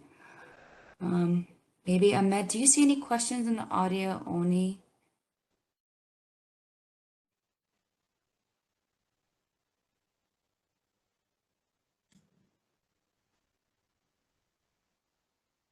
I don't have no questions in audio, but I do see Alva once again. Let's go ahead and unmute Alva, please. Thank you. Oh, can you hear me? I can. Good, good. This is Alva again from PG&E. Just one suggestion, because this is really kind of almost a question for people who are involved in forecasting on the renewable side, that you may not be capturing everybody who should weigh in on your implementability questions. I would suggest maybe you should present it in the market participant forum or someplace where, like, for example, we could probably go to our meteorological department, but this is something which vendors and others might want to weigh in on as well. So it seems like a really good topic to make sure you have a full picture of everybody who's interested in it. I mean, it's really a great idea. Just hope that you can get enough input from all who are relevant to it. Yes. Yeah, I really appreciate that comment. We'll definitely take that back. Yeah, I think we do want to find more ways to circulate it. Starting with this group, since HSL is required for co-locateds and hybrids, but I think taking it to the market participants or some other forums is a great idea.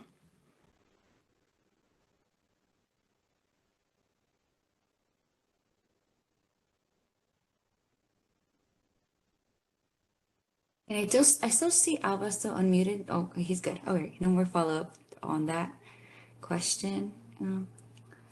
Great. Leisha, I don't see any other questions. All right, I think I'll look forward to comments. Thank you. Thank you, Leisha. And we did add a link on the chat for those who want to follow that FAQ PDF that she referenced. And also in the comment template, we will have about 2 questions from her team on the HSL.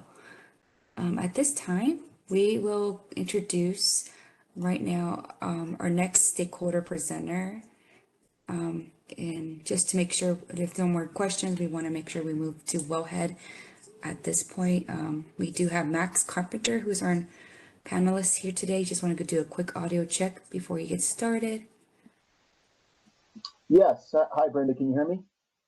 Yes, we can hear you. Thank you. Excellent.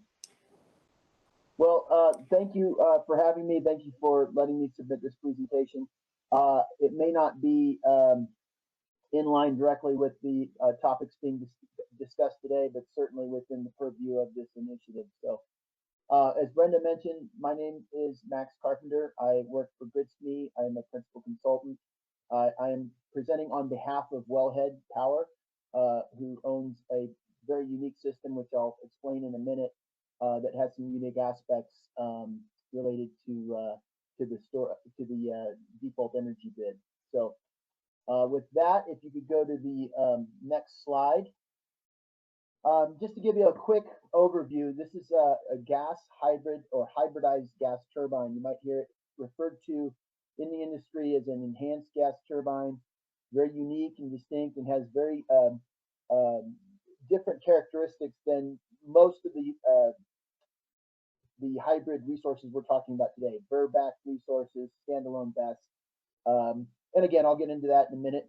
But at a high level, a proprietary system at the Wellhead Fresno facility. There are a few of these in the state that are under contract with others, and so there's potential beyond just this resource to be able to add more value if this DEB concern can be addressed. But at a high level, it's a control system that basically optimizes a gas turbine, a traditional gas turbine that we all know, with a on-site battery storage facility to help to optimize around the ADS dispatch.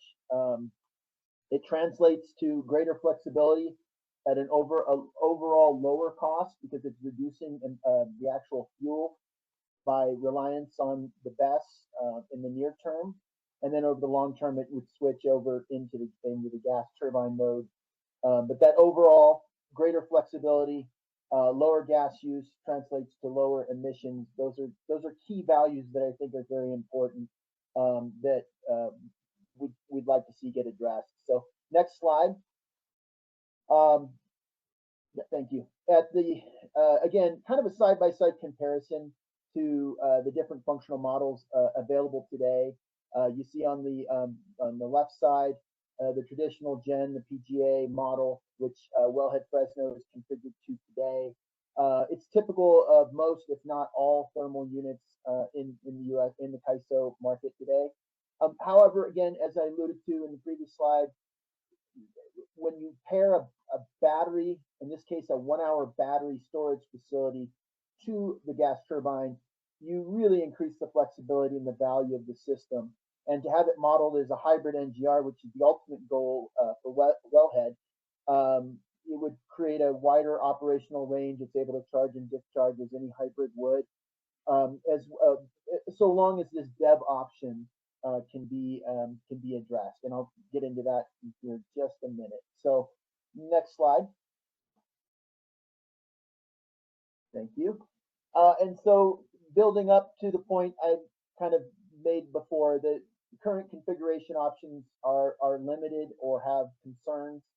A key point to this is just to know that hybridized gas turbines have unique attributes that provides the market with greater flexibility. We all know that the market, CAISO in particular, but markets across the U.S. as we're seeing renewables, greater flexibility is a value that cannot be ignored. And so what we want to get into in the next few slides is kind of talking about what that would potentially look like.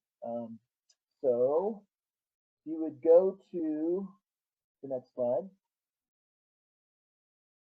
And, just the problem statement here, we're basically proposing a new DEB option that we think would fit this particular type of resource type. And I would guess, again, if there are other resources out there, there are potentially other resources that could be added that would find value in this. Next slide. Actually, if you could go to slide 7, I don't even think this slide is really, the next slide, slide 6 is not, yeah, there, thank you. What we're really proposing for a default energy bid for a hybrid resource that has both gas and a storage component, a BESS storage component, is really what I'm referring to as a greater of DEB option.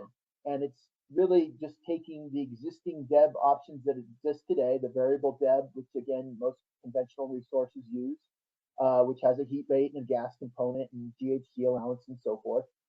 And then compare that to the storage DEB, which is more opportunity cost based. I'm sure this group knows it far better than I do. But simply taking the greater of those two options to capture the fact that potentially the gas can be on the margin, gas can be blowing out in the market. We've seen that happen before, where gas sometimes can trade out ahead of power and create this distortion and disruption in gas prices between gas and power. And so the last slide, my final slide, kind of running through this presentation. So hopefully we can save some time for questions if there are any. But really, again, just encapsulating the greater of DEB option is just taking the existing, comparing the two and taking the greater of each, such that assets that have a gas component would be assured that their variable costs, if a mitigation event occurs, their variable fuel costs would be captured. But at the same time, if the storage opportunity costs were greater, that would be applicable. So pretty simple, not trying to make it too complicated and trying to leverage what's already been done. So with that, I'll pause if folks have questions.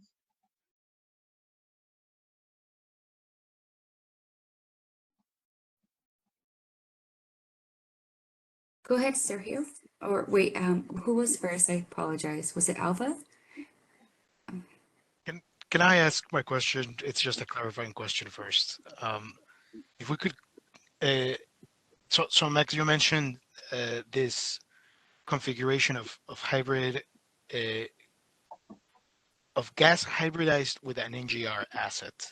So I just want to confirm, currently the assets you're referring to are being modeled as a hybrid resource, correct? Yeah, they today are it's a traditional participating gen, but the hope or the plan is to take the gas and the battery are already in place today, but all that CAISO sees really is just a gas turbine. Okay. Because the flexibility of a hybrid configuration is not in place today until this dev option can be sorted through. But I hope that answers your question, Alva. This is Sergio with CAISO, sorry.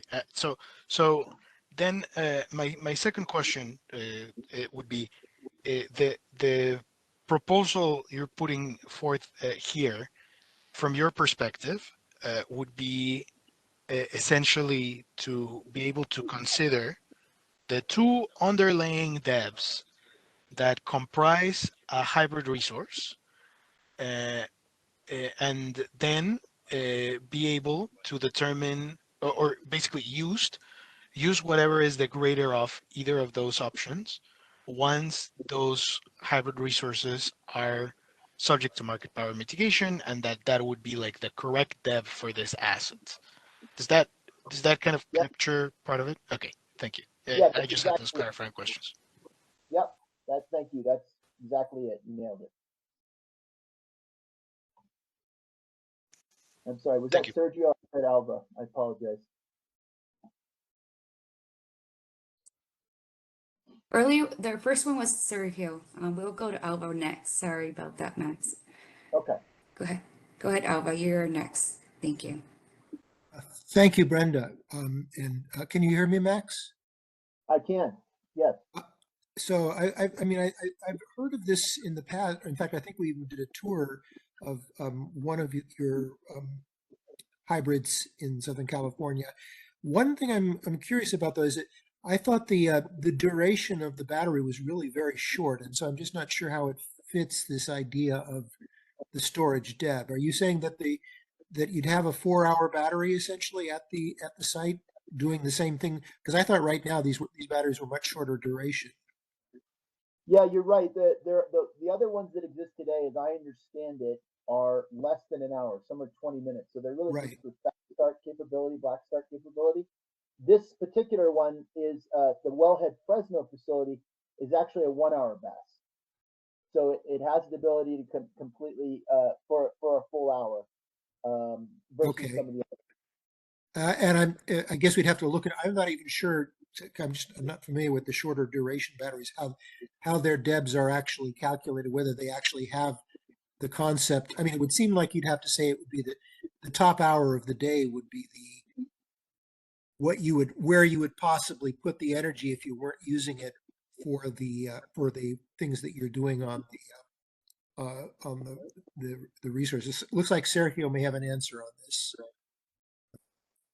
Yes, I just wanted to chime in on that, Alva. So the way that dev is set up, it does look at the duration and takes that duration to determine the nth highest priced hour of the day. So if you had a 4-hour asset, it's the 4th highest. If you have a 1-hour asset, it would be the highest. It becomes a little bit murkier though when you have sub-hourly values, like a 20-minute battery. Like, should you look at the highest hour as opposed to, I don't know, a subset of that? Or but yeah, we do take into account the duration in terms of hours. Yeah. Thank you. And so, Max, on your, I mean, I think one issue would be, do you actually have a full hour of use there? If you have a 1 hour, really have just 1 hour of state of charge, you're not normally going to use a full hour of it. So that would be one thing that you'd be wanting to think about there. But before Dinesh takes over, I just wanted to say it's a very interesting idea, but it implies that you're using the battery potentially economically at the same time that you have these constraints on how to use it for the thermal unit. So you'd have to be careful about that mix in my thoughts. So thank you very much for presenting this. Yeah, thank you. I just want to add that, this is a 1 hour battery, but there is potential to add duration to the batteries. And I don't want to preclude, I think this would be important for other assets that may be looking to add a gas turbine with multiple hours. And if this could be addressed, I think it would bring a new resource type to the mix that is otherwise not going to be there if this isn't addressed. But thank you for your point, Alva. Got it. Thank you very much, Max.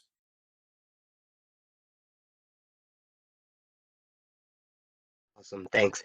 Just a quick follow-up question on that too. Thank you very much for bringing this to our attention, Max. As we develop the proposal for the hybrid DEB, definitely appreciate the presentation and appreciate the, hopefully that you will be able to submit comments as well as other stakeholders as well on this topic. I was just also trying to get a sense of scale and scope. I'm sorry if I missed it, but this is a 1 hour battery. How, and it could get expanded, moving forward, sort of what is the scope here we're talking in terms of just in terms of wellhead Fresno's sort of sizes here, or other sort of, if you see just across the CAISO, or even just how many resources are we talking about in terms of moving into this kind of this topic moving forward? Is this like a newer technology, or is this something that is about to kind of accelerate quickly? Well, I think I think most of, to Alva's point, I think most of the ones that have been configured, I think, in fact, I need to check with Wellhead on this because they're actually experts, but I think there are about 4 or 5 other resources in the state that have gas turbines with batteries behind them, but they're all sub-hourly. But again, if they had the ability to register, and to my understanding, they're registered as traditional PGA. They're not hybrid. And if they're like Wellhead, they're probably wanting to have some assurance on registering as a hybrid resource, that once that exemption is lifted and once the new DEB is put in place, that there's something that captures the gas component to this. But yeah, it's very limited today. I think there's potential. Certainly I'm reading a lot of articles in the industry and implementing this, because the state of charge concerns that you have with a standalone BESS, the slice of system limitations you have with other BESS-backed or VER-backed, DER-backed resources kind of goes away when you have gas, because the state of charge is not the limiting factor anymore. Now it's gas on the pipeline, and as long as that marginal cost is in the money, the resource can provide the flexibility backed by the gas, of course, with the lower overall fuel costs. But I can get a little more stats on that, Dinesh, and provide some more resources. There was a report recently released by the DOE that kind of talks about the potential for these resources and how they're being some use case studies. One of which was Wellhead contributed to that report. So I can get you that information if I think your email is already available to me. I can send it off to you for you to take a look at. Yeah, Max, that would be great. Thank you so much. And if you wouldn't mind also including this in your written comments, that might also help everyone sort of see that discussion. But both would be great. Really appreciate your contributions here. Thank you. Appreciate it. Thank you for the time, everyone.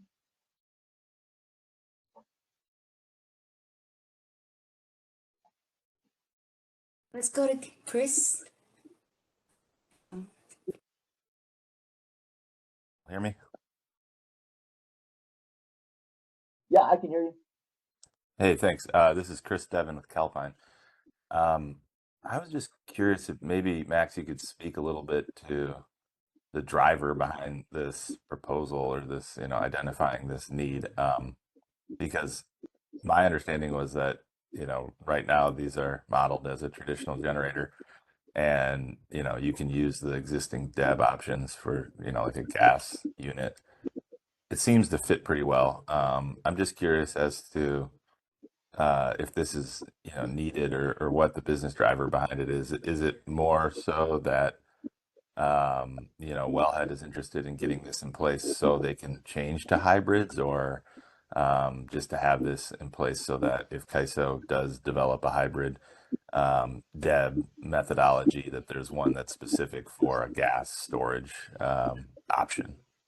Yeah, Chris, that's a great question. I should have started with that. So Wellhead has it modeled today as a traditional, which means, you know, it has a 0 P-min. Obviously, they have with a 1 hour BESS, they have the ability to charge. They have the ability to go to a negative P-min and charge under, you know, unique circumstances. And this added value is not being leveraged for the very simple concern that once hybrid resources have mitigation events are applied, yes, they don't apply today, but Wellhead has a concern that, well, you know, we have this, how quickly, if there is a new storage DEB put in place that doesn't really capture our marginal gas cost, we don't want to expose ourselves to this risk. We'd rather just play it safe. And they've had this, to my understanding, they've had the BESS in for a few years now, and they've been wanting to move to hybrid, but this has been one of the key points for them. And so the reason for presenting, number one, is to create awareness that this technology exists, and that there's dormant value to the market, greater flexibility to the market that could be otherwise captured, that is not, and potentially open the door for other participants, other similar resources that may want to, you know, there's plenty of GTs sitting around in California with space available to put a few batteries on.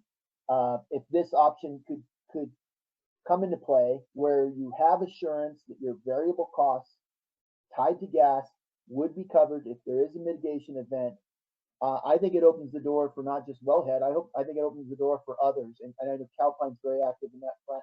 Well, I don't know that you guys are active in the enhanced GTs, but I know that you guys have GTs. So my hope here is to make this stakeholders aware of this, and maybe gain a greater traction, greater adoption level for these types of resources. Thanks for that, Max. And yeah, makes sense, especially on the 0 P-min versus actually being able to charge at a negative level, you know, charge from the grid when it is cost effective. It doesn't necessarily need to be charged with the CT. So yeah, that makes sense. And thanks for the explanation, and also just for the presentation as well. Yeah, and then that third slide, I kind of ran through that functional model, but I tried to that captures the greater flexibility with the functional model options under the NGR. But no, great question. I was in an attempt to try to get through this presentation quickly, because I know you guys have a lot to cover today. I probably skimmed that a little too quickly, but thank you for bringing that back up, so it allowed me to emphasize it. Yeah, thanks. Have a good one. Thank you.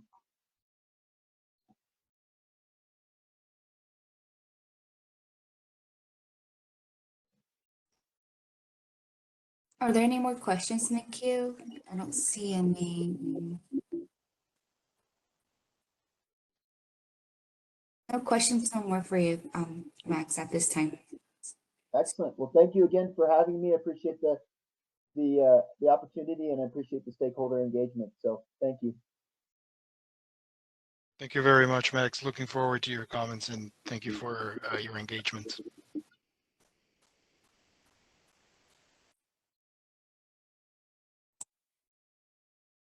Next, we have Tim. And let's go ahead, Tim. We can hear you. Try. Hello? Yes, we can hear you. Great. Well, hello, everybody. Brenda, is it okay if I just start talking? Yes, of course. Go ahead and introduce yourself. Thank Great. you. My name is Timothy Effio. I work for Fluence. Please call me Tim. If you don't know, Fluence is one of the world's leading energy storage technology providers.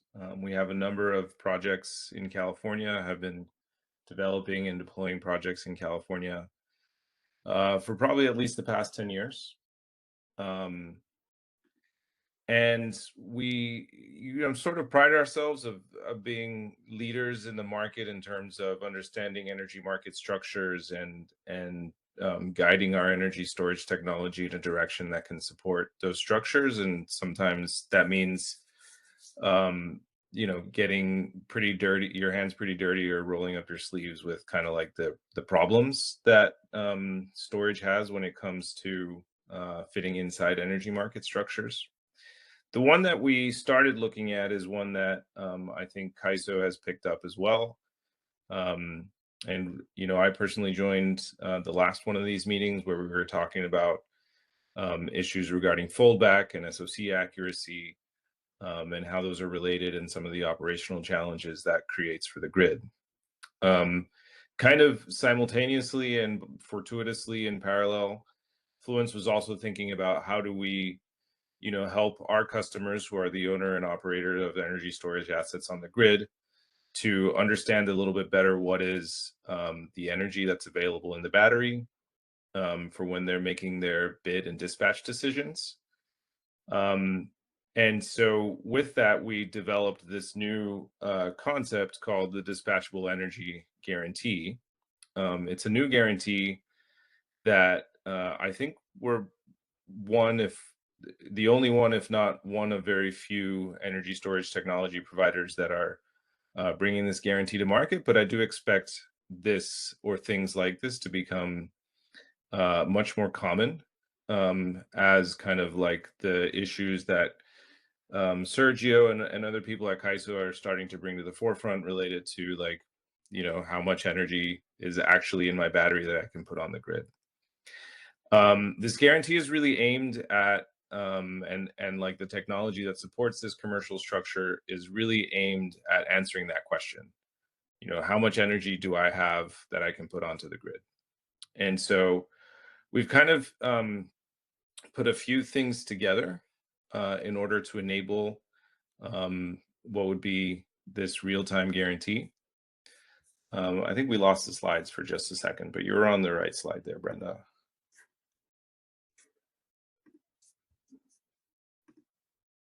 Slide 2? Yeah, it's a good one. Okay. You can move the slides. I thought you were moving them. No problem. Oh, sorry. I'm not sure I know how to do that. I can just share my Okay. screen if that's better. Oh, no, I'll go ahead and take back. Sorry. One moment. Thank you. Yeah. Okay, slide 2.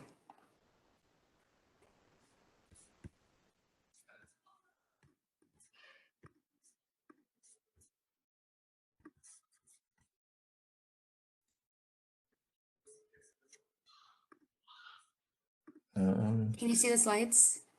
I cannot. I don't know. Can anybody else see the slides? Yeah, we can see slide 2. Yes, I can see the slides too. Just wanted to confirm. Thank you. Okay. Well, I have the slides here, so for some reason they're not showing up for me, but I'll just imagine that they're showing up for everybody. So as I was saying, we put a few different things together. First, as you'll see to the left, is some technology improvements in just being able to estimate SOC, but also introducing a concept of recalibration into operations, and also improving recalibration algorithms, and I'll get into what that means. We have also financially backed the guarantee. We felt like that was something really important for our customers. So if you look at the right, onto the right of the slide, it's kind of one thing to say like, hey, this is how much energy is available for your system to put onto the grid. But I think, you kind of want to have skin in the game, all the way from, the ISO to the system, to the people operating the batteries, to the people providing the technology. And so we did feel that like putting some kind of financial incentive for Fluence to make sure that we're accurate with our energy readings was important.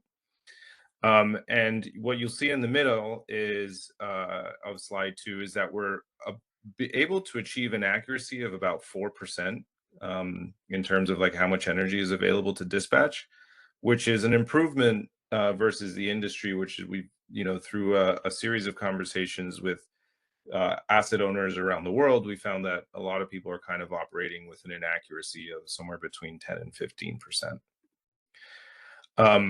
If you go to slide 3, what you will see is that we, kind of the traditional guarantees that we have around the performance of energy storage systems, are somewhat inadequate to help support the need of CAISO to have, just more accurate energy readings, right? So an availability guarantee is just like, is my system online and working, which again doesn't talk directly to that.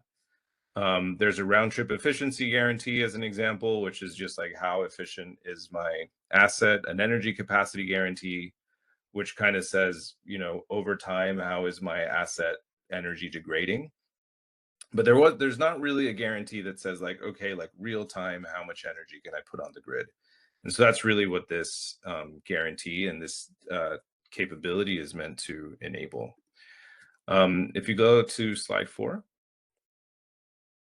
And so the way that we think about this, right, is one of the repercussions of having inaccurate energy understanding is the one that CAISO and Sergio and others have brought up is, you may fall short of your dispatch, or you may see other things like power foldbacks, which is what kind of the system operator would see.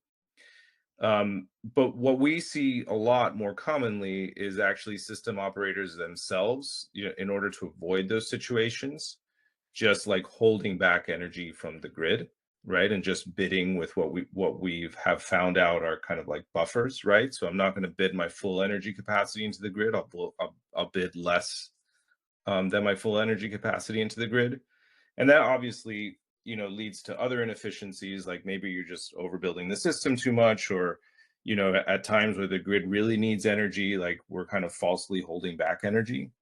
So one of the things we think that this can do, along, just with the technology advances, but also, like I said, the financial guarantee and some of that backing, is give more confidence for people, for operators to lower that buffer, right, and bid more of their capacity into the grid. And so that's kind of the purpose of what this guarantee is meant to enable.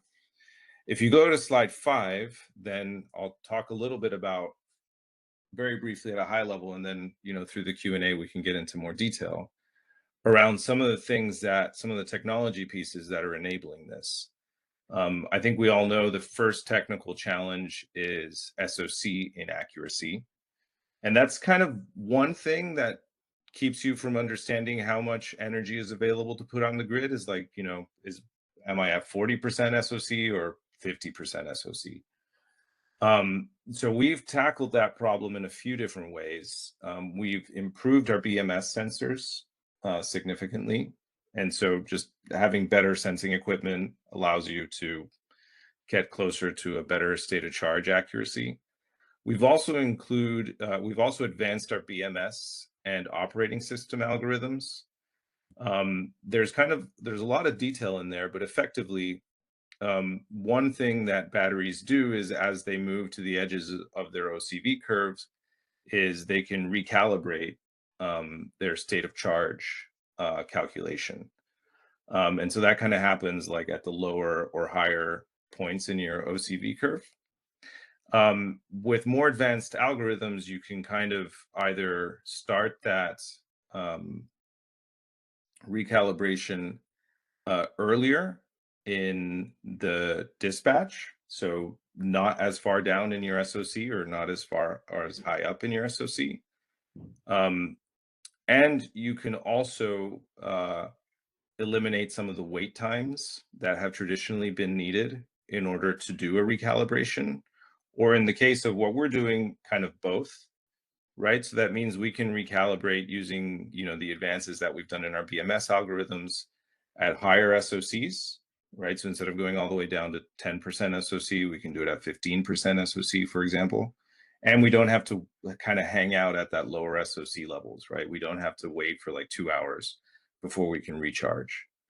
You know, what does that mean practically for somebody like a independent system operator? Is, you know, you have less disturbance to the operation of your assets, right? If you can improve calibration or make calibration easier, that means you're like, you have to dedicate less time to it. You have to dedicate less time for your asset to do it. One thing I would recommend in general is that, you know, CAISO think about how can we incorporate recalibration into the operations of our assets in the system, because we have found that just the act of recalibrating actually helps this problem a ton, right? And all batteries can recalibrate, right? It's just a question of moving to an SOC and going through that recalibration cycle. Like I said, some, depending on how advanced that the BMS algorithms in that particular system are, that recalibration can take longer. But recalibration in general just helps this problem significantly. The other thing we've done is we've developed a lot of algorithms to understand balance. And so balance is another thing that kind of robs, quote unquote, robs energy storage systems of their ability to put power onto the grid. And that simply means like, hey, well, you know, when one battery, you know, just has a lower state of charge than the next battery that's on the same bus, the battery that has a higher state of charge can't dispatch all of its power because the battery with the lower state of charge just like kind of stops the dispatch for that entire string. And so and I think everybody more or less understands that, but if not, I can address it further during the Q&A. And so one thing that we've done is we've really invested a lot in being able to constantly monitor the balance of a system. A lot of proprietary algorithms have gone into trying to understand system balance real time. But Fluence isn't the only one. There's other people who are also making significant advances in state of balance monitoring. And that's critical because that, like, if you combine the state of charge inaccuracy plus like your understanding of balance, then you can start moving towards a calculation that is really like energy based, right? Like I know my SOC is, you know, maybe 1 or 2% inaccurate. I know my state of balance. I can multiply that by what's at the bottom, my state of health, and I can really start to like get a lot more accurate in that calculation of how much energy is in the battery. And so that bottom one, state of health, is improving our learning models to really take, you know, like degradation understanding to the next level, right? And so typically what we've done over in past years is like, you know, we understand degradation kind of at an annual level, and then we interpolate to figure out what that means for like a monthly, weekly, or daily level. But there's other ways that you can understand your SOH more real time and incorporate that back into what is kind of a real understanding of how much energy is in the battery. And so like if you, I see a hand up, is that Sergio?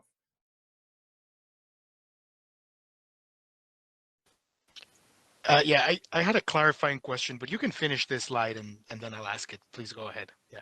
Yeah, I'm done with this slide, so please go ahead. Oh, okay, thank you. So I had a question about the right side of the state of balance uncertainty. It says here that you guys are thinking of automated passive balancing controls, and I'm wondering, is that kind of related, or is it perhaps even the same thing as of thinking about control at the cell level?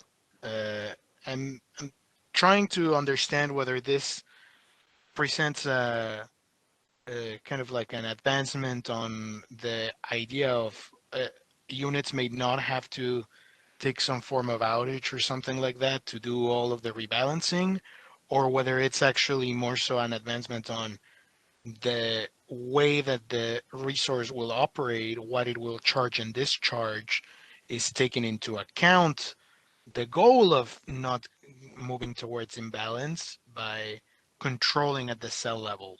Could you address that? Thank you. Sure. So every asset can, or I'm not going to say every asset, but most assets for sure can rebalance through passive balancing controls. And that is independent of architecture.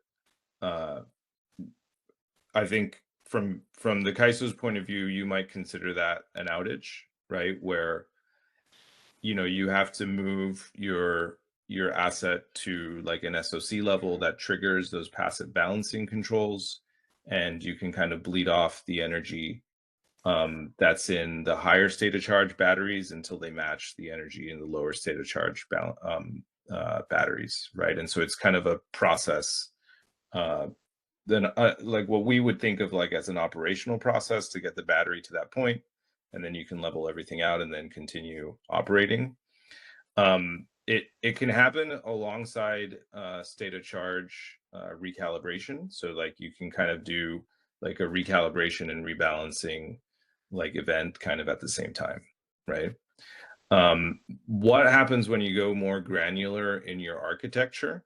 So if you have like a big central inverter with like 4 megawatt hours of energy behind it, right? Like you're going to see more imbalance, and you know, it's going to be harder to get to like to a great balance level, even if you do those rebalancing like operations.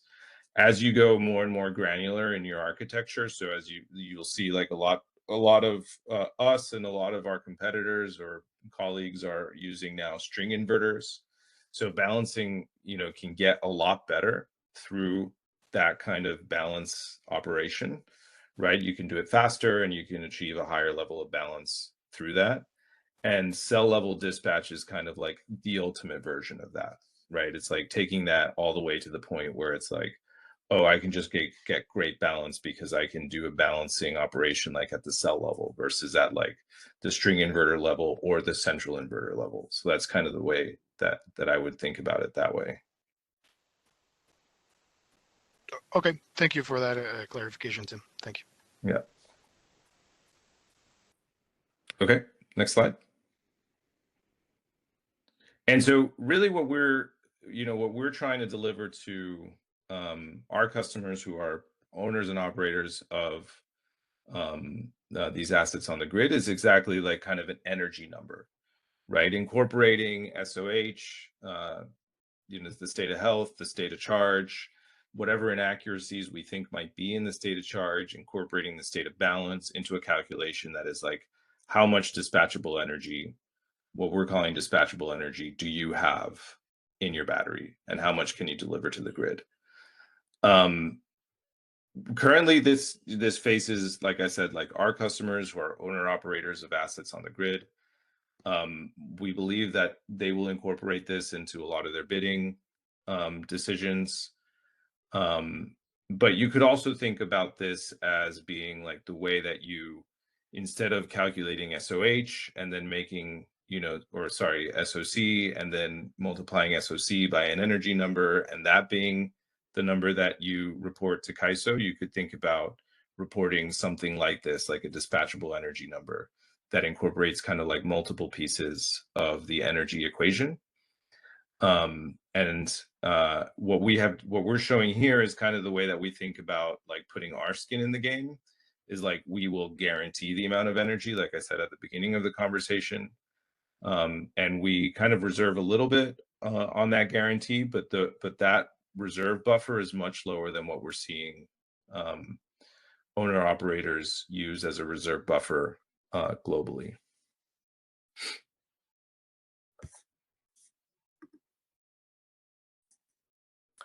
I think if you go to slide 7 real quick, we can kind of, maybe I covered this one already at the beginning of the conversation. So perhaps the best one to go to is slide 9. And so this is just a visual of, kind of what recalibration is and why we do it, and kind of how it works. There's a very flat voltage curve across much of the SOC range. And so it's really kind of hard to know, what, like when you take a voltage reading in the middle of the SOC, if that's like 40% SOC or if it's 60% SOC, because there's not much movement in that OCV curve. And kind of as you move to the edges of the SOC ranges, either lower or higher, you start to see that voltage curve change. And so you can have like a much closer, like a much better understanding of the voltage and SOC relationship in those outer bounds of the SOC. And that's kind of where you have to move to in order to do a recalibration. So we're finding a few interesting things that I think are true across the industry. We're getting a lot better at doing recalibrations at higher, like if you look at the left side, like higher SOCs. So like just when that OCV curve starts to dip down, we can do recalibrations there. So that means you don't have to move your asset as far down in SOC. Like I said, we're starting to figure out that we don't have to pause for as long. And I think some really cool new things is actually we're pretty hopeful, and I think the industry is pretty hopeful in general, that we may be able to do recalibrations kind of mid SOC. So that would be kind of like at the 50% SOC range. We're starting to think that that's maybe a place where we can also do recalibrations. And so, what all that means is that recalibrations more and more are going to become less impactful to the operations of a battery, right? So we won't have to allow for a full day or a half day or whatever to do a recalibration. We can do it in a short number of hours. Really quickly, slide 10, we just wanted to talk a little bit about kind of our experience with this. So the next slide. This is just an example of what happens to like the SOC spread across an asset when you do a recalibration. And so like, this is a real Fluence operating asset. And you see like, as we come down, do a recalibration and then come back up, you'll see that like the SOC spread across the asset just gets a lot more tighter, right? And that means like we're a lot more precise in understanding, what the SOC of the asset actually is. So this is just to give you a sense that, this is operating in the real world, like we're making it work. I think we have something like 70 or 80 assets that we're doing recalibrations on. And one of the things that we're really learning how to do is how to automate this and how to schedule it. So one thing that could be really interesting from the KAISO's point of view is like, hey, can I just schedule all my recalibrations? Can I tell, certain assets to recalibrate, at certain times at night or like on the weekend? And we're finding that really kind of like one recalibration a week gives us pretty good accuracy, gives us something like 3% SOC accuracy. If we can just do like, just one recalibration event once a week. And so that's kind of another thing to think about is like, can we just incorporate that into like the way we think about how these assets have to operate? And then the last slide I'll talk about is slide 11. I just want to give a little bit of a sense of how many sites we're using our state of balance tool on. So again, this is constant monitoring of balance and trying to calculate balance. This is just a view of kind of like how the tool looks from our point of view or from our customer's point of view. You can pinpoint exactly, where you're finding balance issues. And we've deployed this in more than 80 sites. So we're running like a balance algorithm real time in more than 80 sites globally. That's the extent of the slides I wanted to share today. I think from here I can open it up to further discussions around like what that means for, the market design and those kind of things.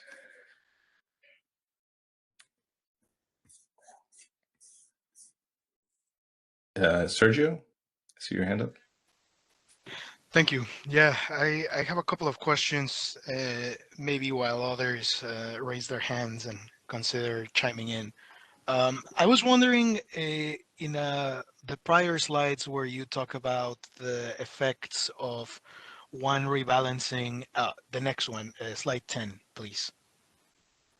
In here, when we look at the effects of rebalancing, sorry, recalibrating kind of once a week, I was wondering if you could elaborate on how this recalibration kind of interacts with the balancing of the assets as well.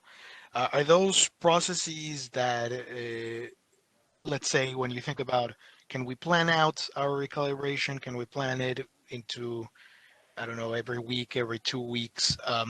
Is that something that time that the resource would probably be, offline, can also be used for addressing the challenges around imbalance, voltage imbalance? This is important for our understanding too, because it's kind of challenging to discern from operational data too, whether given performance at the extremes of state of charge has to do with foldback, with voltage imbalance, or with inaccuracies in the telemetry. So that would help us know, if it can be addressed in one go, something that assets can plan for, etc. Thank you.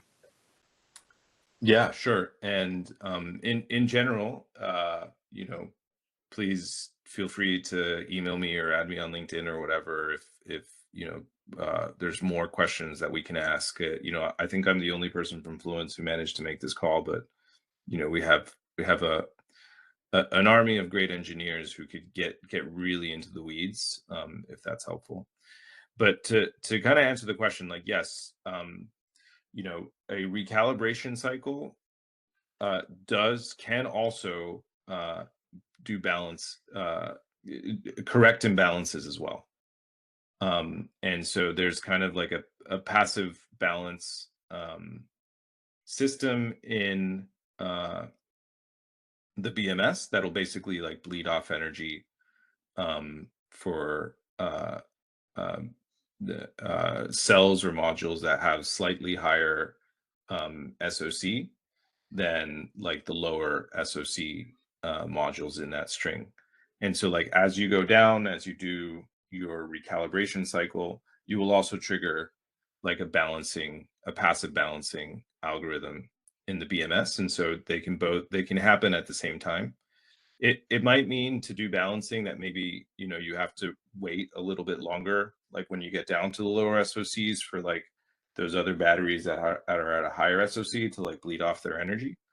So that, you might think about like, okay, do I move to the lower SOC, like allow enough time for somebody to kind of rebalance as well, and then resume operations. And then the other thing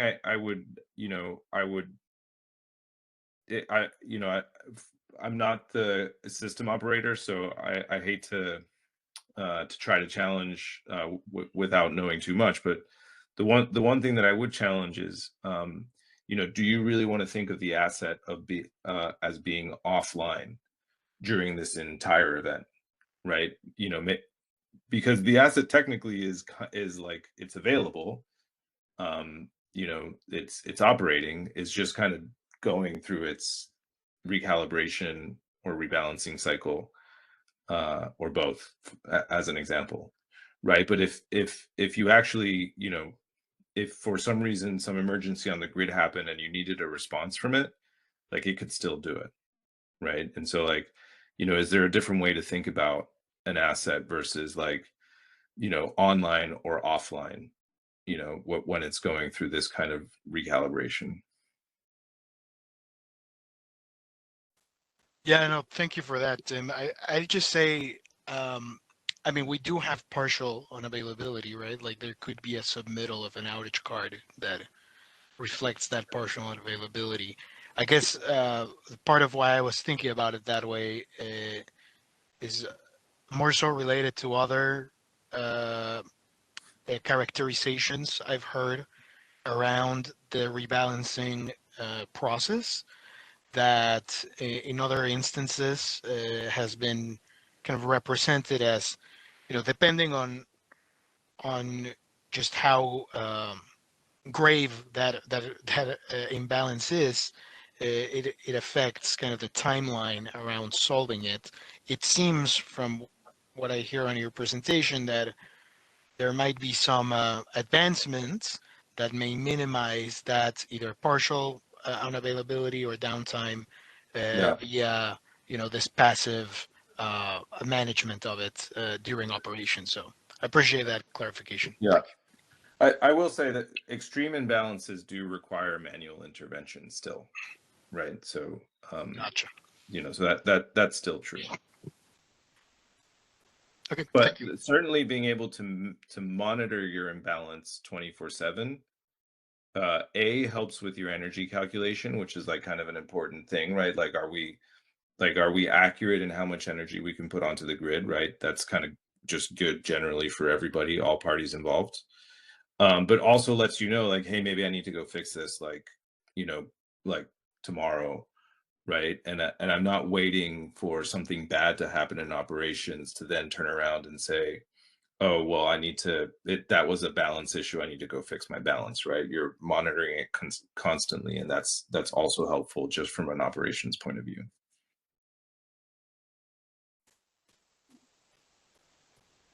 Thank you. We have Kevin. Let's go ahead, unmute Kevin.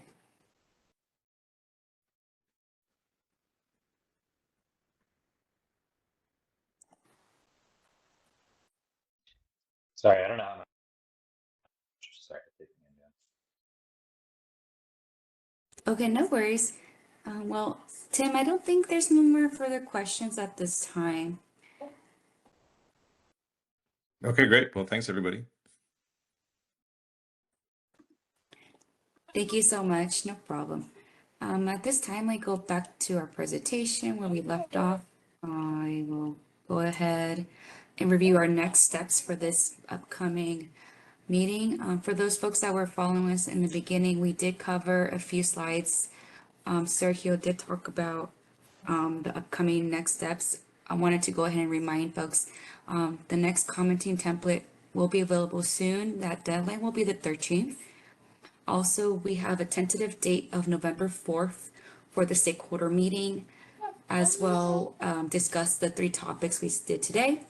And that comment template will most likely be about November 18th. So we do 2 weeks out for each comment template. And also for the month of December, we have a tentative date for the December 4th.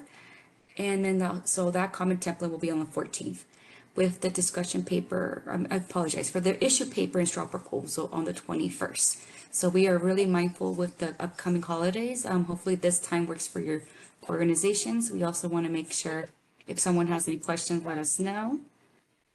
And then we have just a reminder, like the October 13th is coming up. Feel free to reach out to myself or ISO Stakeholder Affairs at kaiso.com as well. Lastly, but not least, we do have an ISO blog that just got published last week on our, what's it called? This one is a control center modernization. We do update our blog lately, and I'm going to go check. I think we have a new one that just posted last week as well, but feel free to check out the blog. We do have posted a few updates on the side of the California, so feel free to view that on the ISO.com. And lastly, but not least, we want to invite folks who want to join us on the WEIM Modeling and Resource Fair. We have 2 days, the 7th and 8th. There's a new resource implementation forum.